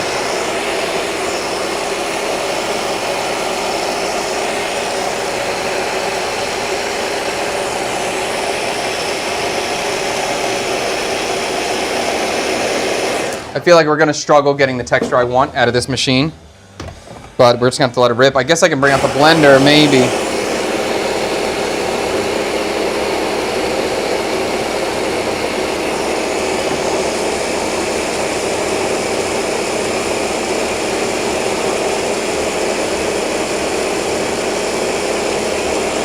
Let's taste this. I don't love this texture. I feel like I might need to get the blender out, and I'll just be annoyed if I have to, but that may be the case here. You should check out Expo West in Anaheim, California sometime. Okay, I have no idea what that is. I know Anaheim, California, but the Expo West. This is tree. Yeah. No, not you. Ditka and Balut, silkworms, vermicelli, day 2 of trying, changed it up a bit. Yeah, you made it even harder. What was it before? So, God, I don't even want to repeat that. That's a hard one. All right, let's try this. Terrible. Seasoning would be really important. There we go. Actually, it's really good. It just has no seasoning, so it tastes terrible. I'm going to go fish sauce, obviously. And the idea was I kind of like doing a black bean, and even this kind of bean works too, just because I thought it would kind of look pate-like in color, which will be fun. Kind of fits with the Viet theme a little bit.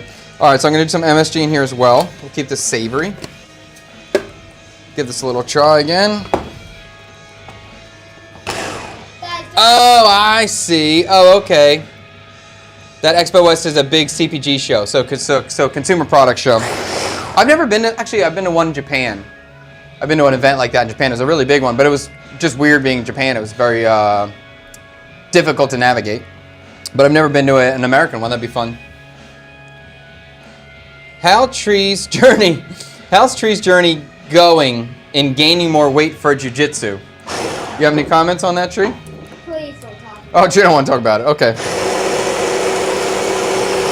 I'll say good. I'll say good. Live the same way as me. We can't get any more or less. Daredevil, where can I see your commercial? It's very hard to find, but apparently you can find it on TikTok right now.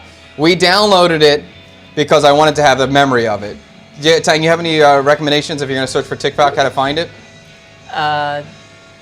It's been scrubbed online. It's not on the website or on the internet easily found. Chad Kubanov hot sauce, I think. All right, so he's saying you could try in TikTok typing in Chad Kubanov hot sauce gum tam, broken rice. It's difficult to find.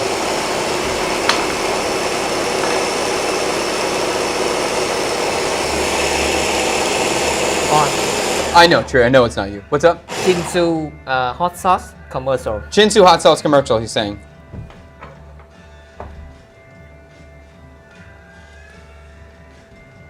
Oh, hi, Trey. I recently watched a video where he was explaining how coffee affects the body. He's a smart kiddo. He is a smart kiddo, which makes him incredibly annoying sometimes. Me? Yes. Okay, let's try this thing. I think it's still not, it's not where I want it texturally, and I really don't want to bring out the blender. I really don't want to. I don't want you to do it. It's good though. It's good. I like the fish sauce in there. It's maybe, the fish sauce is coming off strong in this, and I do like it. It's adding an oceanic element. I'm tasting it quite strong. I'm gonna bring out the blender. I really don't want to, but I'm going to.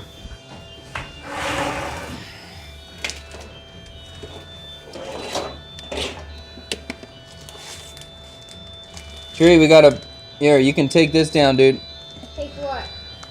There's a mouse up there, ate a bag. I'm gonna have to clean that out.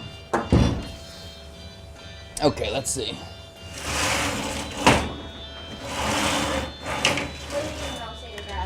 There's some crap down here. You can get the vacuum and vacuum all up in here. Take everything out and vacuum up in here. Let's see if this little thing will work. I kind of... No, I like this tiny thing if this will work. No, it's dirty. Sure, not now. Where's my blender? Here we go. Okay, here we go. Let's do it.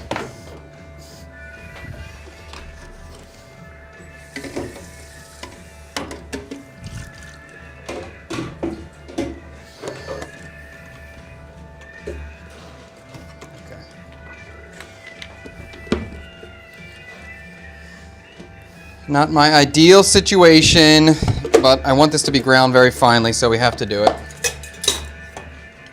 And my bigger food processor broke on me, so I gotta make it work with what I have. Let me see. I'll put this in here. Okay. Okay, now we're cooking.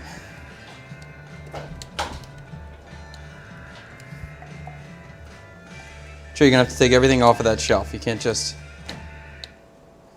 go around the edges with it. Okay. Let's blitz this.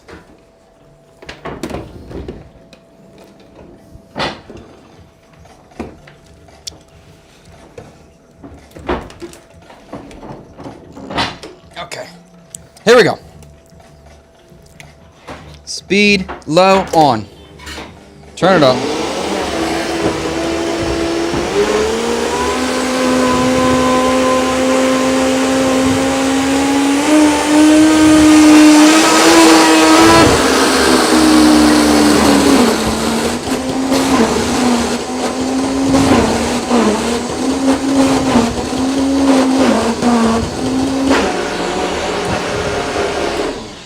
Dang, that was such a good shot before. I love that shot. Watching you from Ambler, PA. We love Montgomery County. This looks way better. I'm glad I wasn't lazy. Never be lazy. And it would have been bad if I'm lazy in front of my son when I tell him never be lazy. Okay. Now, texturally, way better. Flavor-wise, I like the shallot oil a lot. I like the garlic a lot. It's quite good. It's very hummusy. Okay, that's gonna work. That's gonna work. Do you think the peanut one is gonna work? What do you think is gonna be better? I got high hopes for the peanut. I got high hopes.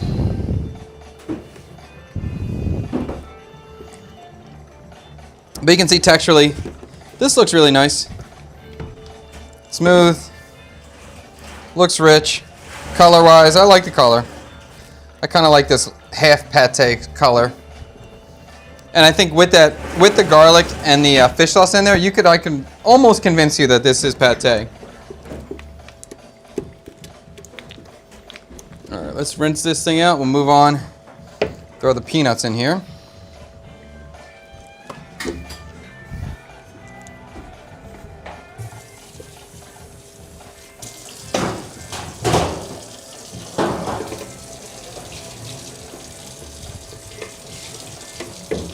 Hold on.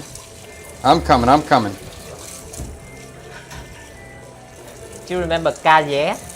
Which one? Somebody asked about cà ghé. I forget what it is. Do I remember what? Cà ghé, does that sound familiar to you? Did you try cà ghé? Vietnamese or kaya. It's sweet. If you could make it with salty version, and I wonder if it'll go well with burger. I think kaya is the coconut and egg Oh yeah. sweet thing from Singapore, if I'm right. Isn't it kaya toast? Isn't that what it is? Can I make that for a banh mi? Of course I can. A savory version on a burger would be interesting. That is interesting. And we've done so many burgers, so I wouldn't mind getting a burger challenge here. What's your opinion on chow lam? I think it's so underrated, so good. I love chow lam. I love it. I never thought that I would actually get to the point where I crave chow lam. But I even almost had it today. Today I saw it on the street and I was like, ooh, that sounds kind of good. But it was not the right time to get it. But I do love chow lam. Chow lam. I love chow lam too, but I love chow lam too. Oh, this blender sucks, dude. Okay. Okay. Well, so far, what's this thing called? Black eyed peas, success. I know I got that one in the bag. If they're both good, I'll use both. I'll do one on one side with the black eyed pea, one peanut. We'll see. Peanut. I'm going to do the same thing. I'm going to do 4 cloves of garlic, a lot of garlic in this one. I'm going to do the shallot oil again, same.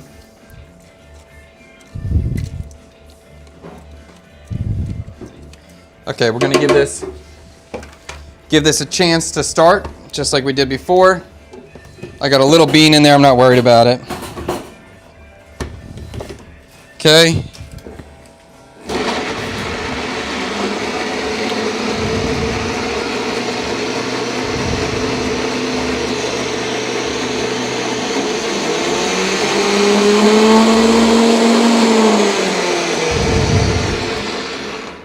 Okay, so I did now that. Yes, kaya toast. So that's like a Singaporean egg and coconut jam. And actually, I did try that for the first time. Chef Ezekiel from, what's that called?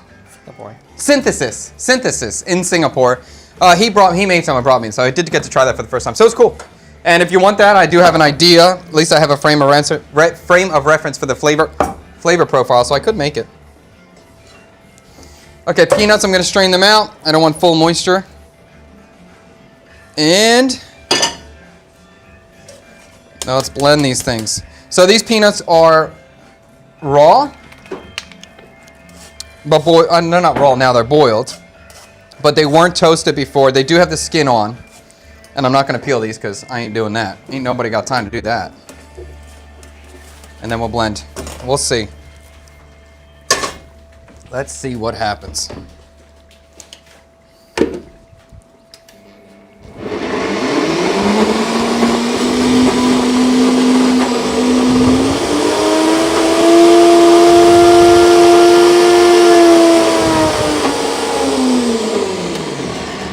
All right, I'm gonna need some more moisture in here. I'm gonna grab some ice cubes.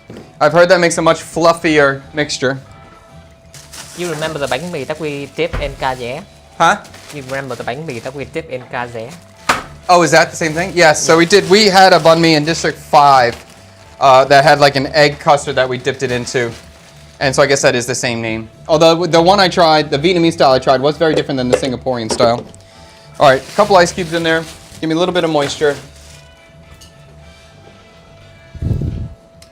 You can hold off, you can hold off. Don't do the thing yet.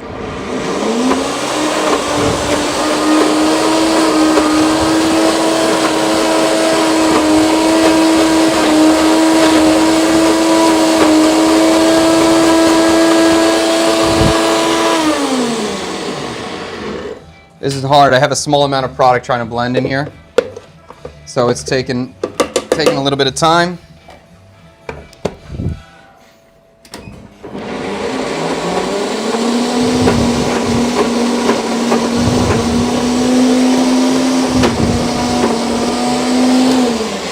And this needs dramatically more moisture than the bean did.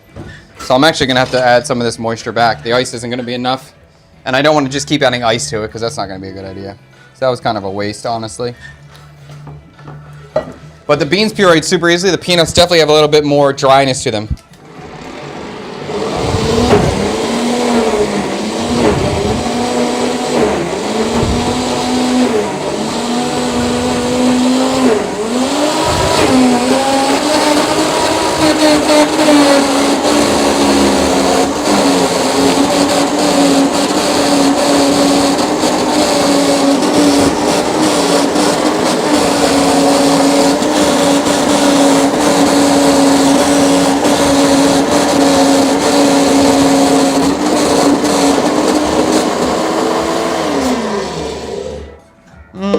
Longer. Super garlicky smell. I like the smell.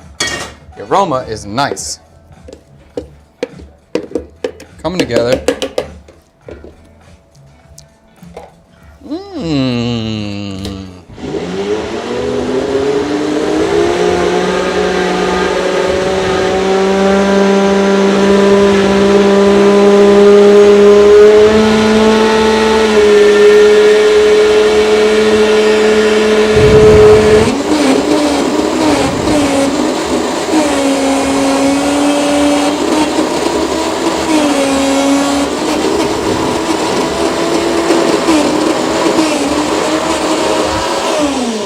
I think the peanut's a major win for me.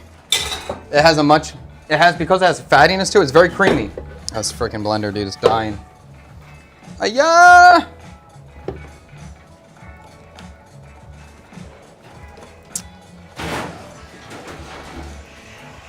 No, not like that. Put it over here, please. Do these dishes first.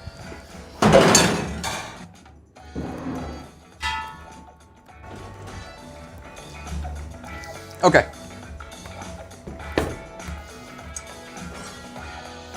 This is all we need, bro.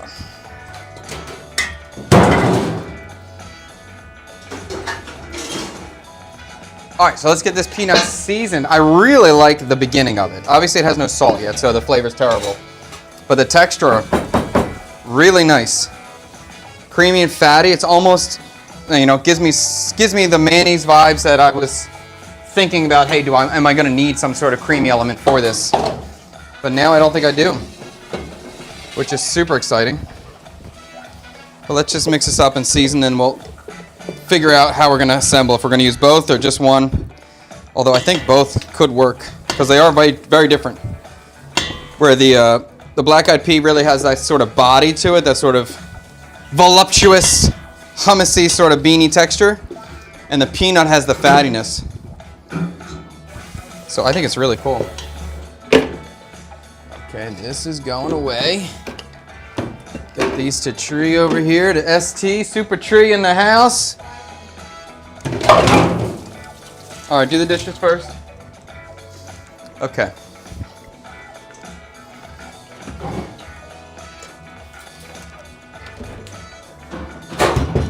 Okay, here we go.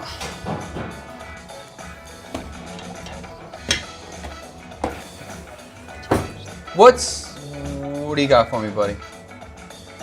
catching up. Catching up, heard that. A Laughing Cow Juicy Lucy is an awesome idea. Where are your other kids right now? They're at home. They're at home. Cowboy Chio, good afternoon. What about the blue cheese steak burger, but Vietnamese fusion I'd be in? Blue cheese has got to be Mam Tom, some sort of Mam Tom burger. Hi Chad, your Vietnamese have me hooked on a 2026 Vietnam trip. As a cocktail enthusiast, I love your top end of night spots in Ho Chi Minh City to pair with the food. Thank you for the constant inspiration. Thank you for watching. Thank you for being inspired. My go-to is always Enigma Mansion. I love Enigma Mansion. I think they do top quality cocktails there. Beyond Enigma, Hybrid is also very good. Probably my favorite restaurant to grab a cocktail is Soul Kitchen. And get a mango tango or get a whiskey sour. Top tier, super delicious drinks there. What else? There's one more I was just thinking of. Hybrid's a really cool really cool bar as well. I think the newest one for me is Mua, is a sake bar where they make their own sake. They're not really cocktails, but handmade sake, lots of different sake flavors. It's very cool, very good too. Good date spot too. All right, let's try the peanut. It's interesting, the black eyed pea and the peanut almost have the same color. Very similar.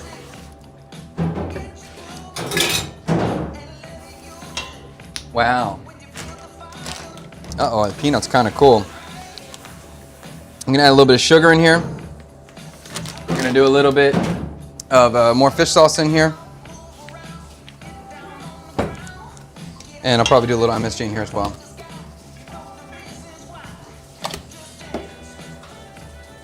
Did you try Bánh Bao? Bánh Bao tea, Chad. It's like a mochi with black sesame or peanut. Yes, I know what you're talking about. Yes. Yeah, I'm a fan. I like it. I prefer probably black sesame though. Hi team at CKSE. Who's the better dishwasher after Monday's washing? Me. Okay. My wife is good too. Fred is at the studio before the food is ready for once. Fred is way early today. Food is not ready yet. That's funny. Okay. We got two different purees looking similar, although drastically different in flavor. The peanut one is a success. I like it. Fatty. You said that about the black bean before you started the peanut. They're both good. They're both good. The peanut has the fattiness to it. Texturally is nice, and it still has a peanut flavor to it, which is cool. Can I get a spoon and try one? They're both good. Oh, you're hooking me up, Chef? Thanks. Yeah, I got you. The I'll give you the black eyed pea first, which totally has a hummus texture. Hummus vibes, like 100%. It looks like it too. This looks great. Yeah. It's good, right? That's good. That's very strong on the garlic. Yes. And then the peanut.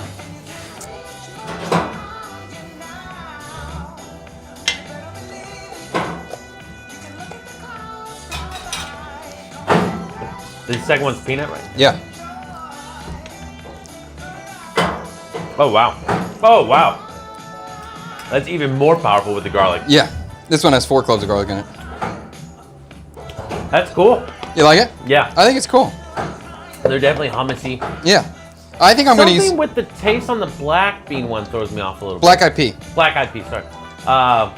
Something with the black eyed pea, there's a flavor there. Maybe it's black eyed pea, it's been so long since I had it. I mean, there's MSG straight in there. That might be... I like it. I don't What think is it's it? from MSG. No, I like it. I'm not Yeah. saying I don't like either one. Yeah, no, I like them both. I would dip anything in there and just eat that straight, no problem. Okay. We're close now. Let's get frying. We're going to fry off our... Woo!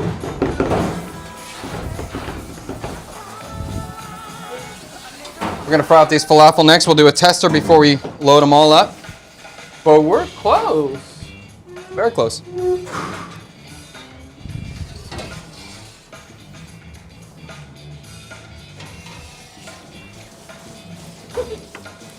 Looks like you're about to make chocolate ice cream. Nah. How is the peanut hummus different than a peanut dipping sauce? The peanut dipping sauce would be roasted peanuts. So there's a difference in the flavor of it being roasted. these peanuts are boiled instead of roasted too, so they have more water absorbed into it. So it's kind of a more subdued peanut flavor, softer peanut flavor. And because it's soaked in water and boiled in water, it's much less fatty. It's more bean-like than a peanut butter, but it still has some fattiness into it, so it's not exactly bean-like. What would be your few dishes of choice if you were on death row? Jesus. I know mine. You know yours? Đúng rồi. I mean, I don't think there's any real... Because if it comes to that situation, it just becomes like a gluttonous thing. I would want to eat a burger, I guess, before I died. I'd want to eat a bowl of... I'd probably end on a bowl of bún bò Huế. Although I'd probably have dessert, too. I guess it would just be... That's a really loud dishwasher. We're getting a comment there, Tree. A really loud dishwasher.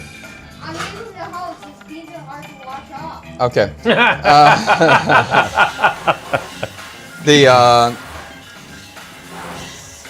I'm trying to think about this last meal thing, because it's just going to be gluttonous, and I'm going to feel dead at the end of the meal anyway. Maybe that's the point.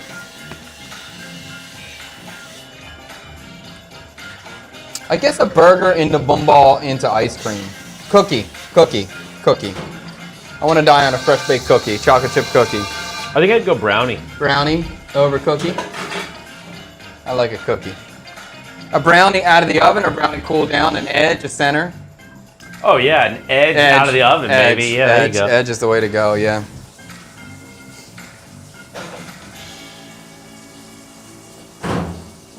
Sorry, I meant out to Tree and Liam, as Liam was on dish... Viet, I missed that one. Tree's at home right now. I'm not home. Oh no, sorry, Liam's at home right now. Has Tree ever raided the CKSK bathroom? He has. I think he gave it a 6, I forget. No, he gave it like a high. I think he gave it like 8.5. Oh yeah, and then I was commenting on the black mold. Only the black mold. The next dish, Jay Bao Mao, cookie or cake. I like it.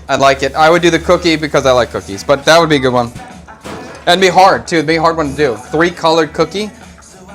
That'd be a hard one. All right, heating up the oil now. We're gonna go ahead and try one of these guys.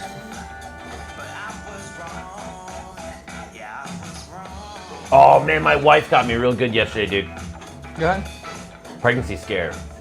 What do you mean pregnancy scare? Pregnancy excitement!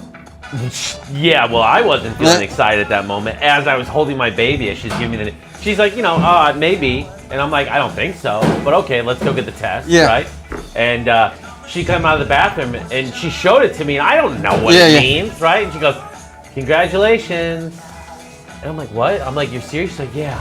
And I was like, my life's flashing before my eyes. Like, as I'm holding Lily there, and I'm like, oh man, there goes the America trip plans.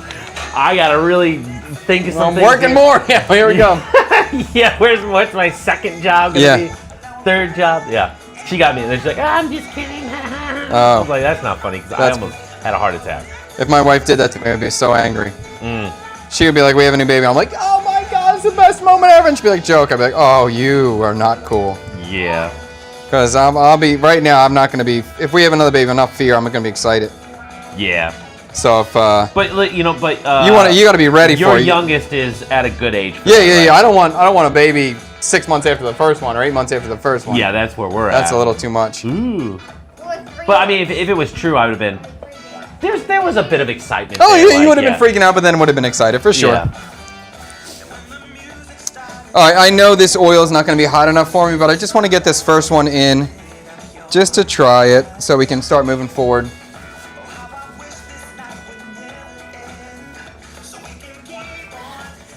So I have one that I shaped already in a beautiful square. I gotta admit, I like the square shape. I'm not gonna make them all like that, but I just like that. Your mom is on board with the baby, Fred. Oh, your mom wants the baby, Freddie. Oh, yeah. Yeah. If you move to Vietnam, Mom, and come babysit.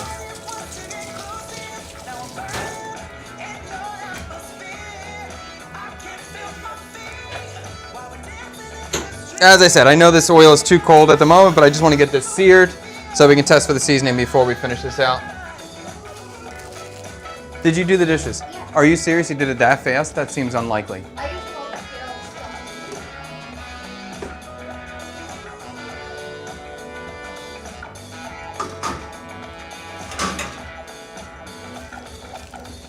Hey, chat. You chatters, can you tell me if this is a clean pot? Do you think that's a clean pot? Tang, get a good shot for me over here. Give me this shot. Is that a clean pot?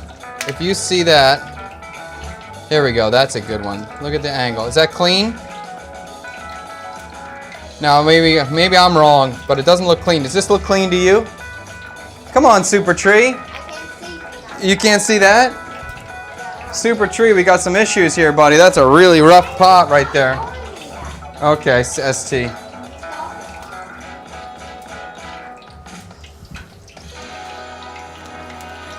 All right. So we'll see if this pita bread is going to work out for us or not. Been in the freezer for 3 months. Feeling pretty good. Okay. Okay. That's cool. So have you seen it there? You said co-op? It's always a co-op. Not the tiny co-ops. There's 2 tiny co-ops on the streets, not there. But the big one on Winton Fat Street, close to our house, they have it. So I would say That's where you bought that pan, isn't it? Yeah. I gotta go check that place out then. Yeah, it's a pretty good one. I think maybe Lotte Mart will have it too.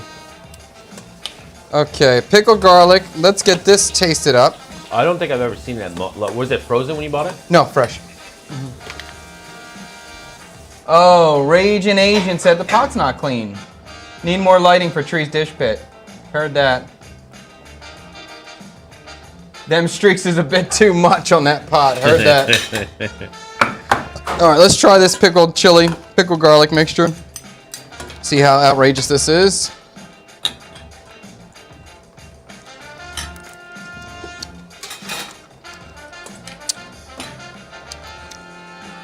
Woo!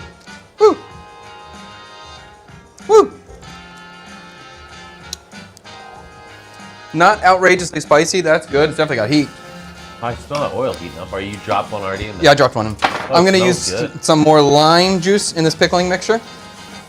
I was going to avoid the, I'm not going to add any more water, or any water at all. Balance-wise, it's fine. That's a good idea. Use mooncake press to make falafel. Good idea. It's just going to take me too long. I'm not going to do it, but I like it. I really hope my my super Chad pays off, and this is a 10 out of 10, baby. I'm going to do my best. No pressure, Oh, Chad. it's just huge pressure now. No pressure. Huge pressure. I hope so. Okay, this looks, falafel's going to come out. Color-wise, it looks good. It held together, so we're looking good in that fashion. Oh, what herb did you go coriander? Rarum and culantro. Interesting. Yes. That wasn't even I was just Not in thinking the coriander right Yeah. away. So let's give this, look at the shape. I love the shape. Very cute. That looks great. Yeah. We'll just try it. Oh! Did it cook all the way through, huh? Mm-hmm. Why do I feel like I've had this before? Maybe you've had falafel. That's how you spell falafel?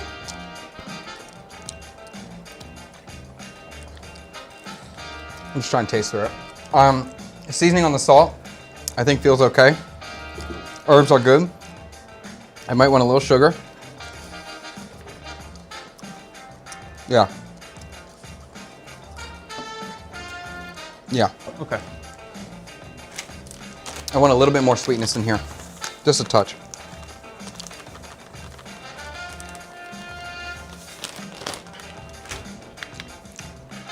I'm debating about salt. I feel like the salt's okay. So I'm going to hold back on that. And I turned the oil down. It was very hot at the moment. Because there's a little bit of bitterness in this, but I think it's just purely from the very hot oil burning the outside slightly. So, I think it's going to be cool. All right, so I'm going to start shaping these.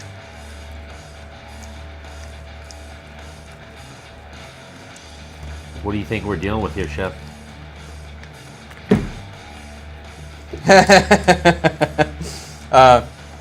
Fred, if you have the second baby, Raging Agent said, Fred, I heard Chad highly recommended Michael as a babysitter in one of the previous episodes. I love Fred. because he's not letting a man be around his daughter alone for any reason, no matter who it is, whether it's me, anyone else besides for himself. Is there any man you would allow to watch your daughter? No. Not off the top of my head. There it is. That's it. I love that. I mean, when she gets older, I don't know, maybe I'd have to, I don't know. That's a good daddy right there. Okay. These, I like the shape. I like the size of the last batch. I'm just not going to make them square because I can make them fast. That looks good. I'm going to start feeding these in the oil. I'll probably make 8 to start.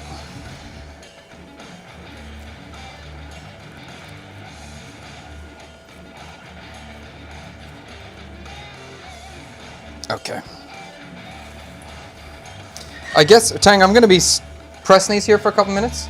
Yeah. Frying these off. Do you want to do the poll for the next episode? We can narrow it down. Yeah. All right, so let's do that now while I'm going to be in here shaping these. We're going to do the poll for the next episode. So first we're going to give you a big list to vote on. We're going to narrow that list down to the top 4, and then we're going to vote again on the what the winner's going to be. So Tang's going to put that... Oh, none of the super chatters put anything on there for them to send it to the top 4, huh? No one did the $50 super chat to get the automatic win this week. Oh, not the automatic win, but the top 4. Nobody well, Jung from last week is going to get top 4 because mostly just because we missed her comment last week. What was her comment? Even we talked about it, just didn't get put on the list. Was that carbonara, the baby shrimp carbonara? Oh, that sounds good. I did see that. Yeah, that's a cool idea. Yeah. That wasn't in the 10 vote? No. Okay, so before, I'm going to go through these very quickly so you can understand what the dish is before we vote on them.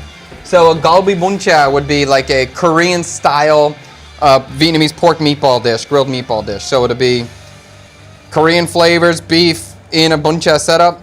We have these tiny shrimp, the small shrimp tep carbonara. So a tiny little shrimp, they're whole with the shell on, but we'll do that carbonara style. A dessert, Jaya pizza with coconut shavings, mint, and red beans. So a dessert pizza. That sounds interesting. Jaya inspired. A pandan king cake. A king cake is a Louisiana staple during the holiday season. That's usually cinnamon based and has 3 different colored icings on it. Isn't that the one they hide the baby in? Yes, they hide a baby inside. It's like a plastic baby doll. And that's going to be pandan flavored, so that's going to be like the grassy vanilla classic flavor here for desserts. A Vietnamese chorizo, bitter melon, eel, dill, chili piccata. Okay. Oh, that's like a chicken piccata. Oh, I see now. So that'll be like an eel fillet with dipped in egg and then fried, usually with lemon sauce. That but sounds okay. Interesting. A cum tam jambalaya. So that'll be a grilled pork jambalaya made with broken rice. A bok hall birria taco, so braised beef taco with coconut water and carrot, but served in a taco, but using a bun sao as the taco. Okay. A buncha meatball, so this would be like a pork meatball with lemongrass, but like a meatball sub. Or a jaya bao mao cookie, which is a dessert soup that has 3 colors. So that just means a 3-colored cookie inspired by Vietnamese desserts. So whatever one of those is most exciting to you, you can vote on that. You can just type in a number, hit enter, and your vote will be counted no matter what platform you're watching on. What sounded good to you, Treat? Make sure you guys vote. If you're watching, you should be voting. It's very simple to vote, and you get to control the show. So be a part of it. Be a top-tier chatter. Get your vote in there. What sounded good to you, Treat? The jam cookie. Really? Yeah, 9. I think Fred's getting his vote in as well. The Golby Bunchas kicking up some votes. Kicking up some votes. Yeah, that one sounded really good. I know, and I'm actually trying not to sway it, but actually that one... The birria taco keeps coming up. It does keep coming up. The ball called birria taco does keep coming up.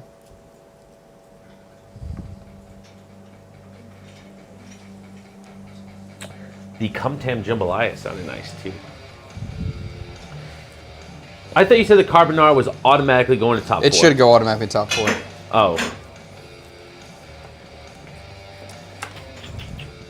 Yeah, the ball called birria tacos. I think I'm gonna go for the tacos just because they keep coming up. They do, yeah. It's not always ball call, but there's always a birria taco of some kind. It sounds great.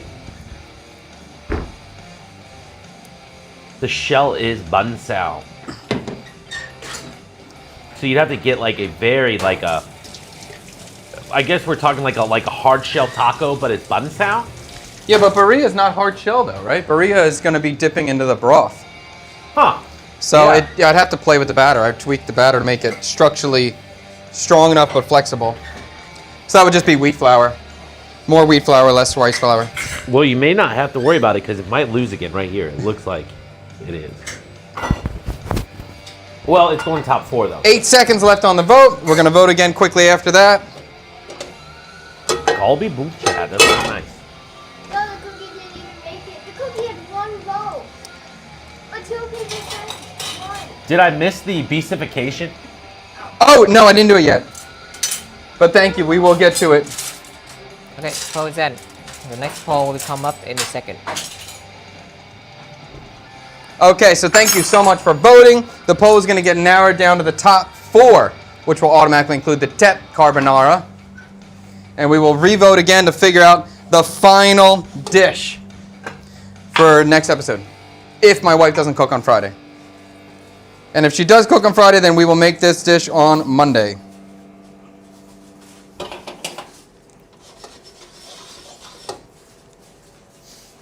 And after this vote comes through, we will assemble this thing. We are ready to go. I'll tell you what, Chef, I'm feeling pretty hungry. You're feeling pretty hungry? I'm excited. I'll tell you what, I got a lot of this stuff. More than you can eat, so you can have as much as you want. There's some problems, Chef. You got a problem? There's 3 options that are third place. 3 options that are third place? Yeah. All right, then I'll vote. Give me the 3. I'll pick one. Dessert chair pizza, panda king cake. Dessert, Jaya pizza, panda and pink king cake, or? Bún chả mít bông. I'm voting for the dessert pizza. Dessert pizza. He had to break the tie. Yeah, and that's not the that's a bun chow like meatball sandwich. That's not the bun chow galbi.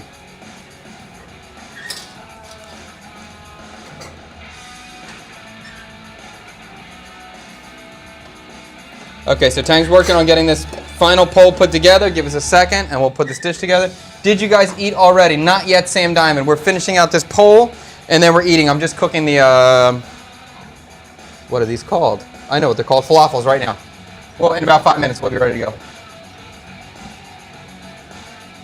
Wasn't one missed in the poll last week? That was the Tep Carbonara from Jung. We are adding that, though. It's in here. But thank you, Sanctuary of Play, for watching out for us. Tring Win suggestion. Oh, we forgot about the balut Ditgan silkworm rice noodle.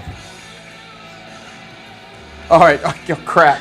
Crap. Does that mean that Tring Win's going to get a top 4 next episode? Automatic? Put that in there? Yeah. Okay, Tree, you got it. Automatic. Oh, that's a rough one, man.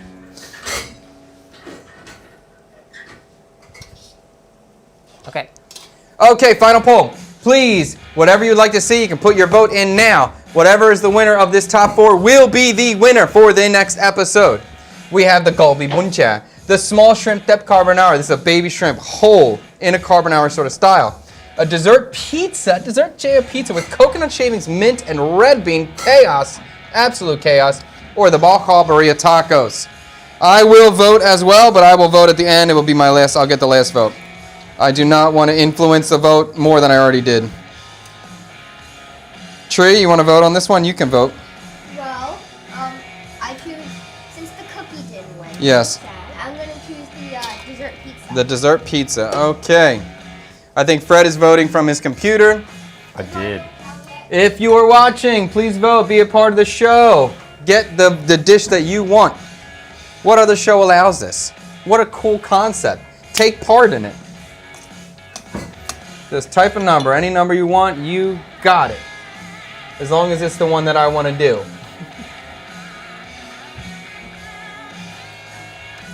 And this will be perfect timing. By the time we're done this vote, this will be ready to go.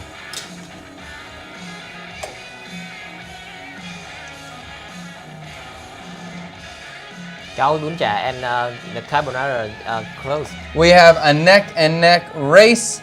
No, it's not. The Bacall Burrito tacos is winning with 12 votes. The buncha, 9 votes. Shrimp tempura or shrimp carbonara, 9 votes. Although you know the small shrimp, that tempura would be a cool dish too. Dessert pizza, not at the top ranks at the moment. We'll see. We got 1 minute and 30 seconds left. perfect time to pull out these beautiful, cute little falafel patties. Fred, do you remember the first time you had a falafel? I do believe so. It was when I used to walk to work to Silla. And there was a Middle Eastern place called Sinbad on the way, and they had a $3 falafel. Was that? It was off the Blue Line, right? Yeah. That was my first falafel too. That was on the walk to Damon or whatever that road is. Yeah, and it was like the line. There was a big line always. Yeah, that was my first falafel. I remember it was great. Well, I didn't know it was Sinbad. Was it Sinbad? I don't remember that. I think that was the name of it. Maybe I just made that up. Because Sinbad, there's a Sinbad here. That's why I'm like. Oh yeah, maybe. Yeah. I think it wasn't Sinbad. I think it was something else. But I'm glad that I thought that was your first, and it was my first. Yeah. And I remember getting it, and it was amazing. And the idea that it was so inexpensive was great, and it was loaded with the hummus, and the pita was so good. That's where I fell in love with sambal, because they used to just. Oh yeah, I forgot you could get it with the sambal or without. I forgot about that. Yeah, that's right. Yeah. Yeah, that was very good. I always keep sambal in the fridge now. They have that in like at Lottie and the chili garlic. I don't know if that's exactly sambal, but yeah, close enough. That sort of pasty sort of chili mixture. Yeah, like a pasty sriracha. Yeah. Yeah. So these falafels, I'm just taking my time to fry them, go lower temp. And 7 seconds left. Had falafel 2 to 3 times a week in Sunnyvale, California. I miss it. I haven't had one in a long time. 3, 2, 1, and Here we go. Oh my God. Oh my God. This is amazing. What happened? It's a tie for the top. Is it? I'm looking at it. No, I'm seeing a winner. I'm seeing 16 votes for Gobi Buncha and 16 votes for Bal Kalbaria. I only see 15. Maybe I'm behind. Oh, okay. 3, 2, 1. Oh, maybe yes. So I'm actually very happy about this because I get the last vote. And I want to do the Gobi Buncha. I'm very excited about that. Oh, Bal Kalbaria tacos get so close and they get down again. Oh my gosh. The Gobi Buncha, I really like that idea. I'm very great. excited to tackle that one. The only thing I'm going to tell you right now is if I was making the Gobi Buncha to the best of my ability, I would make the marinade. I would marinate the meat the night before and then grill it, but I'm going to marinate the meat with you on stream, so the marinade will not be as good as I would particularly want it to be, but I want to do the marinade together. So I'll just throw that out there. But I'm very excited. Very cool dish. I'm super pumped to kind of make that happen. And I think there's going to be a lot to play with in terms of the Viet Korean fusion, so I'm pumped about that. Thank you. Thank you for voting. Thank you for voting. If you watched that, thank you for the ideas. Very excited about this one. And one day, the burrito taco will come out, but not yet.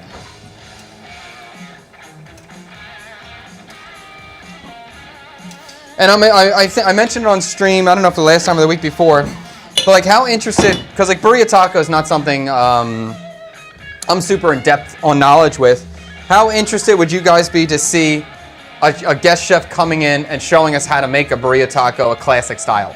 So if we could get like the chef from Soul Kitchen or the sous chef from a Soul Kitchen or another Mexican spot in the city, is that intriguing to you? Would you like to see that kind of stuff, or do you kind of just kind of focus on me and see what I do here? Let me know if you want to see some other guest chefs come in. I'd like to see Vietnam-Mexico fusion for sure. Whatever happened to the smell from last stream, we have no idea. Total mystery, but we didn't die, so that was cool. You don't see many Vietnamese Korean fusions. Exactly. That's why I'm very intrigued by this. I think it's going to work out. I think it's going to be cool. I think Koreans and Viets will like it. Well, some Koreans and Vietnamese will appreciate it and like it, and other ones will think, how dare you do anything to a dish and change it? And for you people out there, thank you for your comments and thank you for your engagement. Thank you for your trash talking on me for everything I do. I appreciate it. Okay, I just toasted the pita. The pita is nice, warm, ready. I have these, what are these things? Falafels fried off. And I'm taking my time on them. I don't want them to get too dark. They're looking good. And they're holding together. So this mixture worked out really well. We're going to find out flavor-wise if they work out for Fred, because this actually was Fred's suggestion on last stream, and he won in the vote, so that was pretty cool. Yeah, that was great. I didn't think it was going to happen. Before, when I pushed something, he got 2 votes in the final. All right, I'm going to cut my pita bread in half. We're going to break our pocket open. Okay. I'm going to do both hummuses. I think we're going to get different elements from both kinds. I think it's going to be cool. And I want to have some fattiness, so I'm going to use the peanut. And I think the other one is going to give us that bulk body bean texture. So I think it's gonna be cool. And I think falafel is like one of these things to me that's interesting where we're using the same ingredient twice. Not always, but you'll get it with, you'll take the chickpea, you'll turn it into a chickpea fritter, and then you take the chickpea and turn it into hummus, and then we're serving the chickpea in 2 different ways on a bread. It's kind of almost like the way the Vietnamese will tackle rice. It seems like Middle Eastern cultures and cuisines are tackling chickpeas. And that's pretty cool. I like to see people do a lot of different things with an ingredient. How they use something over and over again in different ways, create different textures. All that stuff is interesting to me. Okay. Falafels are out. Falafel looks good. I think I can turn the heat off. Here's what we're going to do. We're going to take our big boy right here. We got our pocket. We're going to spread. You ready, Tang? We're spreading. One side, black-eyed pea. Other side, peanut.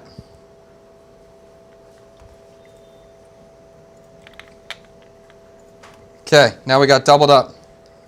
We're layered. We're going falafel. We're going falafel. Double. Salsa.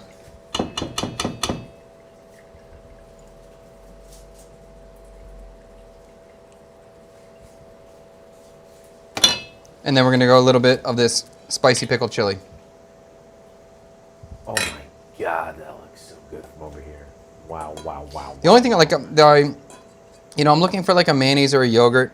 I'm hoping the peanut is going to cover us in terms of that texture that I have that desire for. Like the cooling. Just something, yeah, like even tzatziki. White and creamy, yeah. And then I'm going to just finish with a little cilantro on the top. This is looking quite good to me now in terms of color. I think that's a nice looking little bright salad thing. Can you turn the other way for the thumbnail?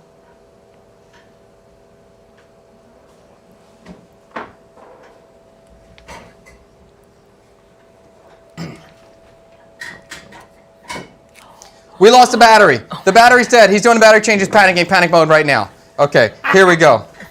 You've never seen a Vietnamese falafel before. Here we go! They like that one? No. No. What do you like? I want to point out that you're using lotus seed instead of garbanzo bean. Oh. To make a Vietnamese falafel. And then say something about selling on the street or something. Will this... Oh. Will, advisor will I get rich on the streets selling this on the streets?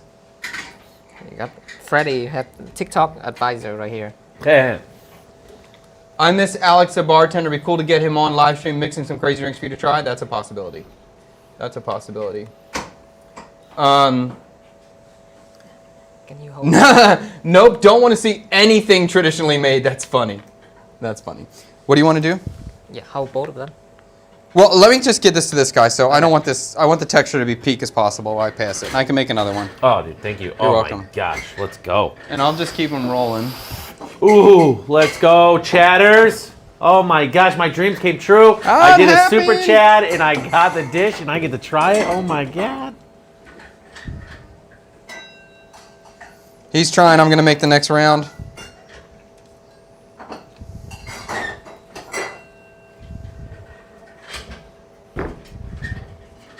I like when he bangs the table. It's a good sign. Unless he's angry, then it's not a good sign. Oh, man. What the hell? Is the light still on? Hello? Are we still live? Can you guys hear us? Tang's freaking out, so that makes me freak out. If you give us some comments in the chat, let us know you're still watching. The trying to get the hooks for the shorts is always entertaining. I'm glad you like it. Sammy can see us from Twitch. Sammy can see us from TikTok. We can be seen on Twitch. Anybody on YouTube or Kick, if you can just give us a heads up, hey, we're still live. Yes, okay, on TikTok. Thank you so much. Kick on, thank you so much. Sanctuary Play, live over there. Thank you. No chili. Do you want to try it, Tree? Yep. Okay. And I don't want chili. Okay. Here, Tree. This is awesome. Awesome? You want to eat it over there? Eat it over there. Great. Oh, that's good news. I'm excited to eat then.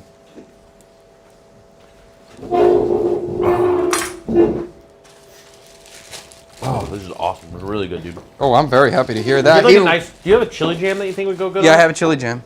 I'll just wait for that on my next one. There'll be one in the future. Chili. Okay, you don't want the pickled chili's not covered. You want more than that? I just thought maybe like a different chili, like a sweeter chili. Well, I have the candy chili and I have a chili jam. That comes with a chili jam. I think that'd be nice. Here.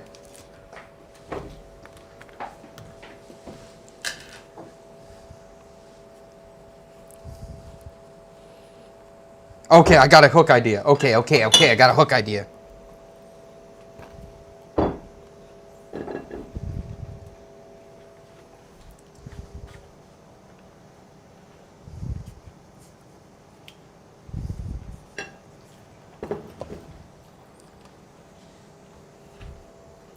So I'd smash this every day. You smash it every day, he says, everybody. Every day he would smash this. That's great news. We love to hear that. This is a top falafel, dude. This is great. Top falafel. This is excellent. Holy crap, here we go, Fred. I have a friend who is allergic to beans. You just totally changed my potluck dish for that friend group. Very cool. Peanuts works. Yeah. And Fred's saying top falafel. Trey, you got any words yet?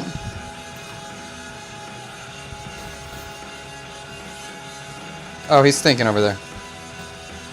Trey may not be the best dishwasher, but he usually has a valid food opinion, a valid food description, so I'm looking forward to hearing it. But he will be a top-tier dishwasher, right, Trey? When you taste the hummuses on their own, yes, that garlic comes through really strong. Yes. Mixed in with the falafel, absolutely fine. Yes. And really where it needs to be. Yes. Yeah, because there's a lot for it to fight against, that garlic. This whole cucumber salad, there's the pita bread itself, there's a lot to battle. Right. So I didn't think that garlic was going to be over. And the texture and the flavor, the texture of the falafel is just awesome. It really, I mean, it's been a while since I had it, I guess a year or so, over a year ago. But wow, that is exactly how I remember falafel being. Sick. Crispy on the outside. The inside is soft and moist. Wow, and the flavor of it, I don't necessarily taste like the herbs in there, but it's great. I mean, it's great. The flavor's there. It's good. And I thought that sauce on the top, is almost like this. That's the Chad element to me. That is really a Chad element, and I really love it. It's really good. I like that I have elements. Yeah. That's cool. Wow, I just thought it was great, and I can't wait for the next one. Wow. Fred, how similar is it to the original falafel as for texture and taste? Very similar to texture. The taste, it's a bit, I would say almost brighter. A little different because there isn't that tzatziki sauce, like he said, but I don't think it needs it. This one doesn't have to have it. Chad's salsa, which I said is like Chad's like element, his component, like very chatty. I think that covers it. I think it's great. I would say spot on texture. Flavor is a little different, you know. Give me that main camera because this is so good. Love falafel? Wait, love falafel. This is Logar. Love falafel? Get a Lotus this. Love falafel? Get a Lotus this. That's so terrible. I hate it so much. I hate every second of this so much. Love falafel? Get a Lotus this. That's so funny. It's not going to work, but it's so funny. A traditional falafel? No way. Southeast Asian. I hate it every second. Okay. Fred's laughing so hard over there. I see his body jiggling. A classic traditional falafel. No. Vietnamese style. Let's make a Vietnamese falafel with lotus seeds. I don't know. Nope, I don't like this. Full awful. It's full awful. Full of awful. Full of awful. Fred likes Western food since he's lived in Vietnam so long. Baba Ganoush would go well in there too. It would. It would. Yeah. I predict Tree will give it a 10. We'll find out. Do you love falafel? Get a Lotus this. No. I love it, but it's not focused. Where do you want me to go here, buddy? Here we go.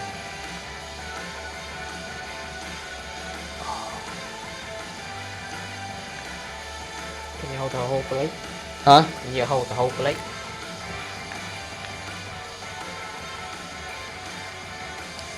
A little bit behind.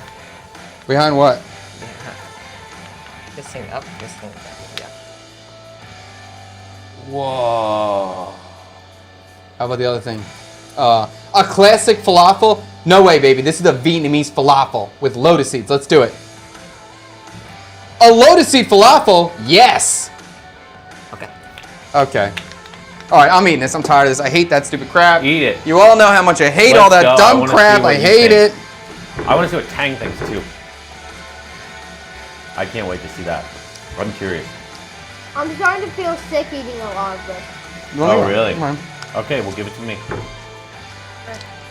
If you're too sick to eat it, just pass it over to Cyber Daddy. Give us a score in the chatter.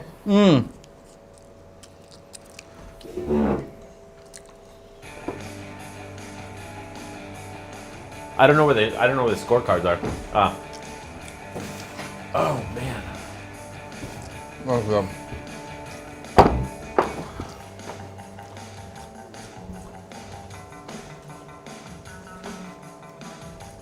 No molestar. Gracias.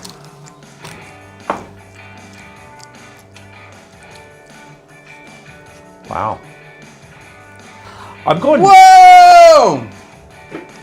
It's a banger. I'm going 9.5. Wow. I think it's really good. 9.5. Dad, who said they predicted I was gonna give it a 10?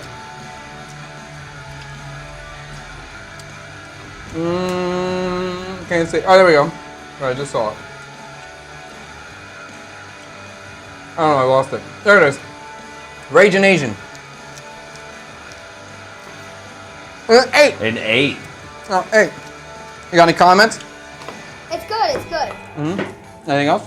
But the peanut and the black bean, to me, does not taste very good. Why? Is it too garlicky for you? Garlicky and the peanut and the bean makes me a little sick. Okay. Other than that, it's really good. I think we could do one less garlic and be all right. Yeah, that's. But it didn't bother me.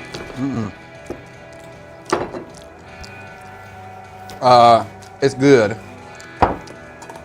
More chili.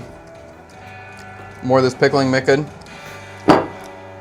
With the extra addition of the pickles and the spicy pickle.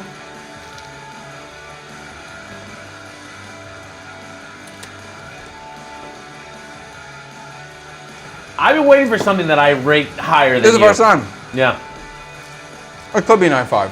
They're really good. The falafel ball itself, solid. The salad is what you need. It's bright. I need the chili. To me, besides for the falafel, these two are the star. Both of these are fantastic. The peanut one comes through, and it is creamy. It has the richness, but it doesn't have any brightness like a tzatziki or yogurt sauce would have. But then we have all the other things to give us that brightness, so it balances. Well, maybe you're noticing that too. I didn't notice that, but you made the falafel before and didn't make an element or a component like that, right, for it? And you're saying... I made a mayonnaise before. Ah, okay. I made a mayonnaise. Which one was better, your previous one or this one?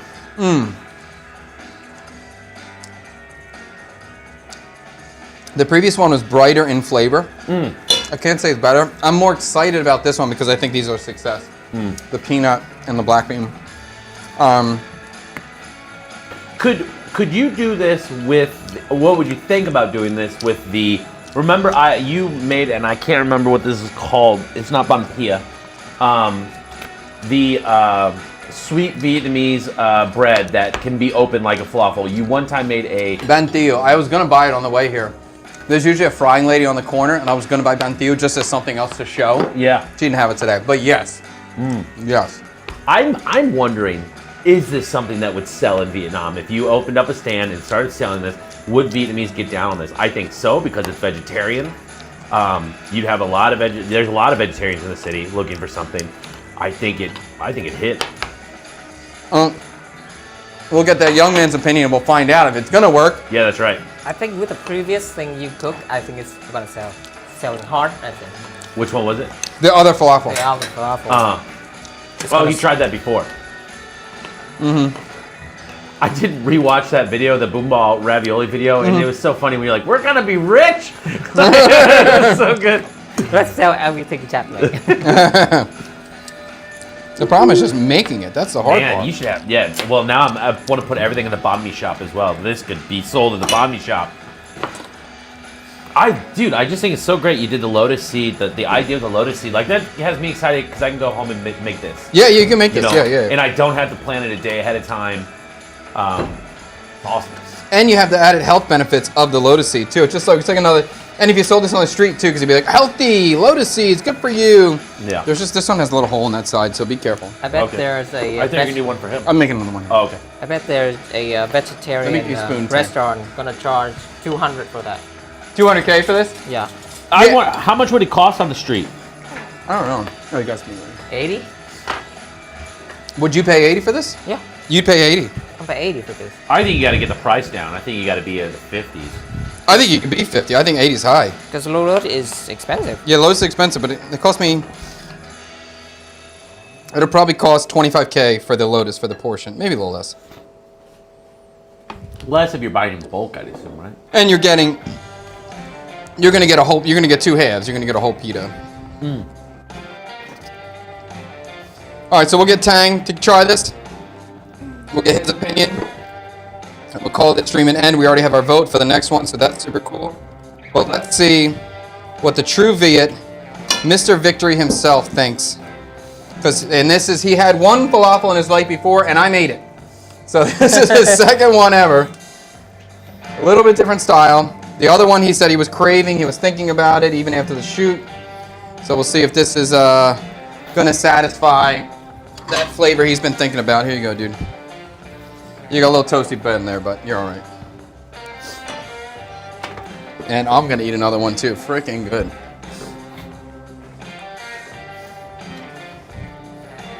Fred, you think you're gonna want another one? Yeah, let's go. Okay. You can have mine if you want. The one that you ate? Yeah. You mean the rest of that? I can't. No, I'm gonna have. Where are you going, a Tang? whole new one. Oh. Your dad's frying up some, so.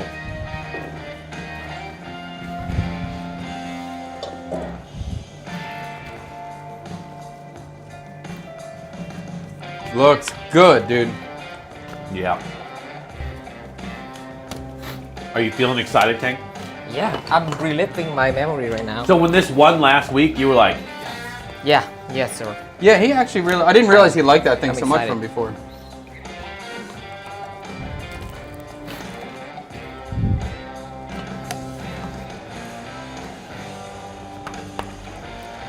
Oh my god. Oh my God, you love it. Wow. Okay. let me ask you, is it better than the worst meatball you've ever had? It's such a crazy thing. Who? Your uncle said that to you? You said? My uncle, my great uncle. He's awesome. I love him. My uncle Al taught me to play foosball.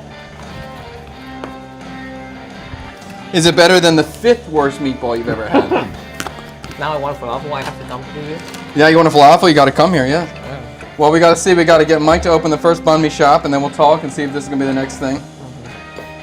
Although, if we have, like, I would never do this with the banh mi shop because we won't have a fryer at the banh mi shop. But if we open a location that, because we're gonna have a fryer for this, then that opens the doors to items that are fried. What else would be on the menu? I don't know, a couple things. But there could even be a fried tofu variation, the same thing. I have a great fried tofu recipe, or technique rather, and that could be another. Maybe just like a total vegetarian spot. Could be a fun concept. Although 2 bags of falafel or lotus seed mixture didn't go as far as I thought it would go. We're gonna eat all these falafels I made today. You don't have to eat anymore, dude. You don't have to eat it. Just go do the dishes. You got more.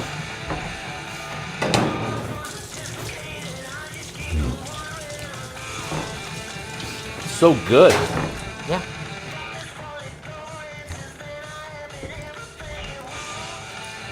Well, young man, I know you're enjoying it. I like the a bit of- people I like at a bit of home- this on it. Even maybe the sweetness is a little bit off there. Maybe it's a little too sweet, but I sweet like now? a little bit the. I'm sure the people want to know. Chad creating addicts. Yes, I am. Yeah, we got. Maybe real Tree would problems. like it better with a yogurt sauce instead. That's very possible. Tang's always getting the shot. Oh yes, that's his job. Get the shot. Would light fried falafel freeze okay? And could you air fry or convection? That's a great idea. I think that would work out well. I think that would work out. To like half fry the falafel and then freeze, and then go into your air fryer when you wanted to eat them. Oh. I think that's a good technique. Definitely worth trying. I would say that's 90% success rate. I think it's going to work. Let's see the number. I'm going to give a 9.8. Oh, he's changing it. You're giving it a 10. Wow, Oh my God. I like this better. Wow. The previous falafel that you made. Wow. Do you know that's... that hit of garlic? Yeah, because I love garlic. Yeah, we love garlic. We love garlic so much. Yeah. And the, I think there's fragrance in the falafel, just like more herb. Yeah, so yeah. It's stronger herb flavor, so I love that. Yeah. I didn't pick that up. Maybe I just missed the last one falafel, so this one's Well, I mean, better. if it... To beat the memory is really hard, so that's real. I think if you rated it higher, that's a real number. That's really well said, Chad, right there. To beat the memory?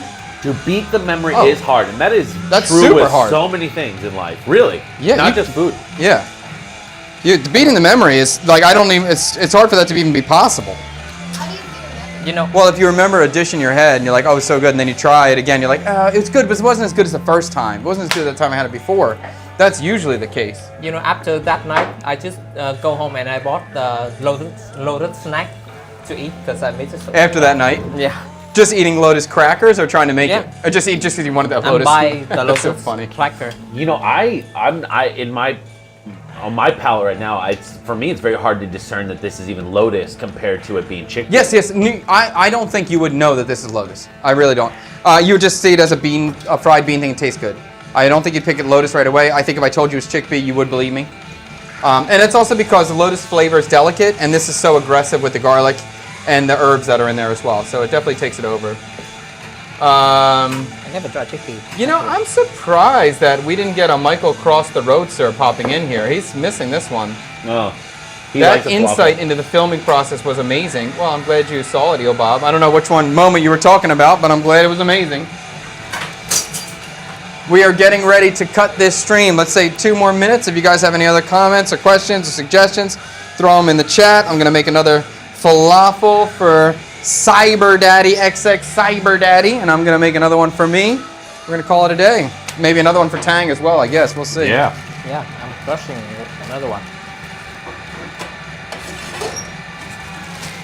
But yeah, this is great. Super happy with this. And always a thank you for watching. Thank you for the suggestions. Looking forward to our Galbi Buncha. Very cool idea. Very, very cool idea. Chea, but with Mediterranean Min, it's going to have to wait until next week. Of all the streams, this one has changed my pantry and recipe box the most. That's cool. That's I like great. to hear that. That's really You want great. to see chat Towel pile? card? Your first Oh, my cart thing? spy card. Oh, it's not the most beautiful cart right now. We got to get Tree to clean it up. Yeah, but I have a rolling cart of spices. This is my situation. What? Well, we'll show it off another day. That's all right, Tang. Don't worry about it. We'll do another day No, I there. have to put it up. No, not now. Okay. Well, yes, thanks for your play. I'd love to hear it. Thank you so much. If I can encourage, inspire, change the way you cook, that's a really cool thing and a positive thing. And then it's definitely one of those things if I'm laying at home at night or I see that, I'm like, okay, you're doing good, dude. That's a positive effect you're having on the world and people. So that's... To help I can you, get to help behind you get that. out of bed in the morning. No, it's not going to get out of bed in the morning. It might just make me feel like smile or feel confident in the direction I'm moving. Awesome. What helps me get out of bed in the morning? My desire to go to the bathroom. That helps me get. I'm like, I got to get out of bed right now. when people do say that, like get out, that's why I get up in the morning. Yeah. I don't know. Maybe they're just exaggerating because Yeah. I don't think I've ever had anything like that where I'm like I gotta. Yeah, Maybe you're on vacation or something. Yeah, I'm gonna go to the beach and drink beer. Yeah, let me Yeah. get up. I'm ready to start. But my only thing like to get up in the morning would just be I don't get fired from my job. Like if I don't go in, I get fired. I have to get up. I feel that every morning. Yeah, I have that feeling. 5:45 a.m. That Yeah. alarm goes off. Yeah, now actually, it's been great. Even because now I wake up at 7 to do these streams, and it doesn't cause me any. I got no worries about it, no problem. And now I'm even like excited to try something, which is never the case before. So it's very cool. I wanted to ask you about the kids sleeping. Like, honestly, we took your advice, you and Twee's advice of, we've let our daughter sleep in the bed. Yeah. And my mom, if she's listening, would definitely disagree with our decision to do that. Okay. But I felt like you were correct in that, and you were saying, hey, like, listen, back in the day, everybody was in the same bed. So it's not even back in the day. Since humanity started, for thousands and thousands of years, we all slept together around a fire. No one slept in a different room. That didn't, especially your youngest child, your most vulnerable creature. But go ahead. Right. So the wolves could get her easily. Yes. So we've had her in the bed, and she's starting to wake up now in the middle of the night and be very pissed off about waking up. You know, is that normal? Your kids went through that, and then when did you start getting them out of the bed? Like a long time. We slept with the kids for a long time. JD still jumps in the bed every once in a while. All the time. When is the age that you started getting JD out of the bed?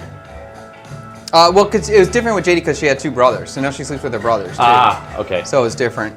And with Tree, like the first child, I don't know, it was a while. I had no rush to get the kids out of the bed. I had no pressure in any way. There definitely was a period of time where Tree was having like nightmares in the middle of the night. He was always waking up screaming. Yeah. I remember that.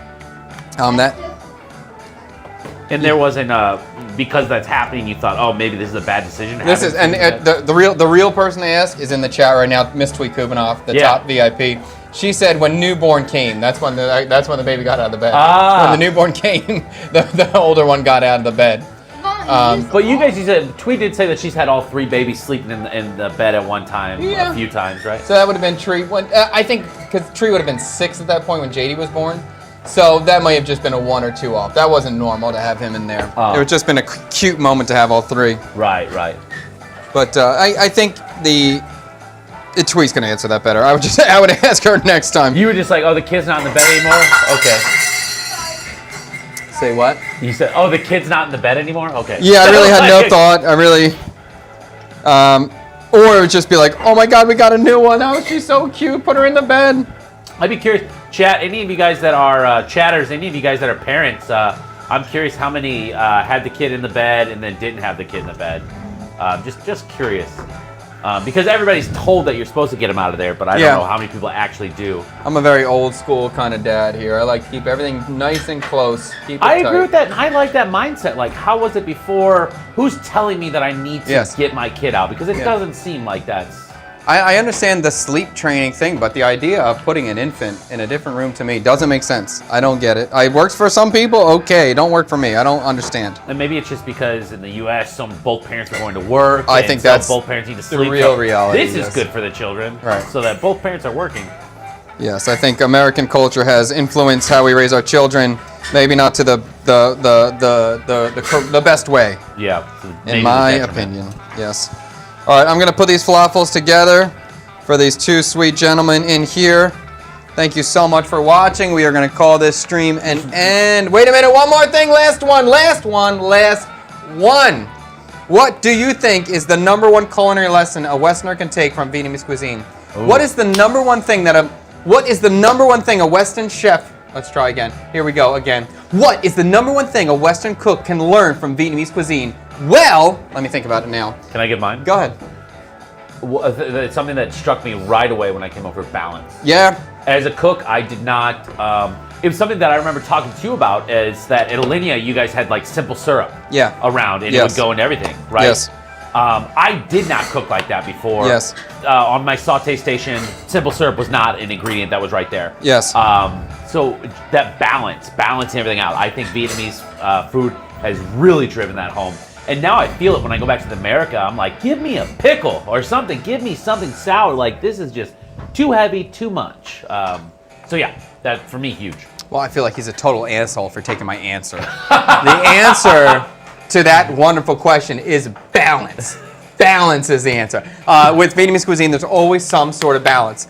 Whether there's a temperature and by balance, we're talking about contrast. So if you have something sweet, we have something savory. You have something cold, you have something hot. You have something crispy, you have something soft. There's always balance. There's always the counter. There's always the opposite of whatever you're dealing with at that time. And I think Vietnamese cuisine does that very, very well. When we have something fried, we're going to have something fresh. We're going to have something light. We have something cold, we're going to have something hot. you have a soup, we have raw cold vegetables, something like that. So I think that Western cuisine often would really benefit from a pickle, from an herb, from a spicy component on top of there. And I feel like with Western cuisine, we have room for one extra element or one extra thing on top, and that would be a great addition to your standard cooking. And this Sanctuary Play is saying use more herbs, and to me that's part of the balance. The herbs create balance with certain things. Sweetness creates balance with the sour component, or heat creates balance with this heat, or the heat creates balance with sweet components as well. So it's always a structure, it's always a balancing play. You see me how I'm putting this stuff together. I'm always thinking about balance. I have creamy, I have fatty. I need these bright components to balance with that. It's all about balance, and it works with texture as well. Thanks so much for the question. Thank you so much for watching. Thank you so much, Frederick Wilson, for your wonderful suggestion. Top tier comment, top tier chatter going on over here. Tree, thank you for your dishwashing attempt. I really appreciate your effort. All right. I love you guys. See you later. Bye. Thanks. Peace. If you want to go on a food tour with me, check out ChadCoopinUp.com. If you want to join a pop-up at CKSK, which we do sometimes, check out ChadCoopinUp.com. If you enjoyed this video, give us a like. Subscribe to the channel. Make sure you subscribe to the CKSK channel on YouTube as well, where all these edited streams will be posted, so you can see them in a much quicker, tighter format. And also our live streams eventually will move over to that channel when we're able to live stream over there. There is our beautiful channel. We now have over 1,000 subscribers. Woo. We have 2,500 hours of watch time. We need 3,000 hours of watch time to get monetized on that channel. So please, turn a video on. Let it play out. We need 500 hours of watch time. We could probably get that in a week. It's coming soon. Very excited. Thank you so much. See you later. Peace. Bye, everyone. I love Chad's food.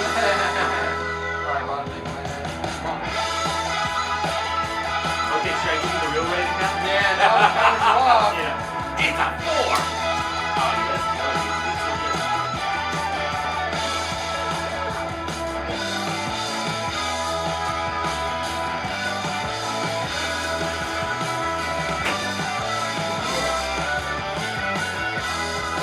Why did not make you pregnant?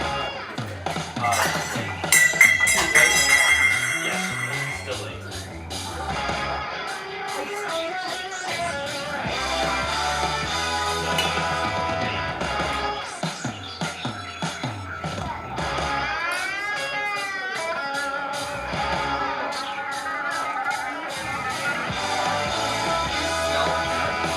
Is there one?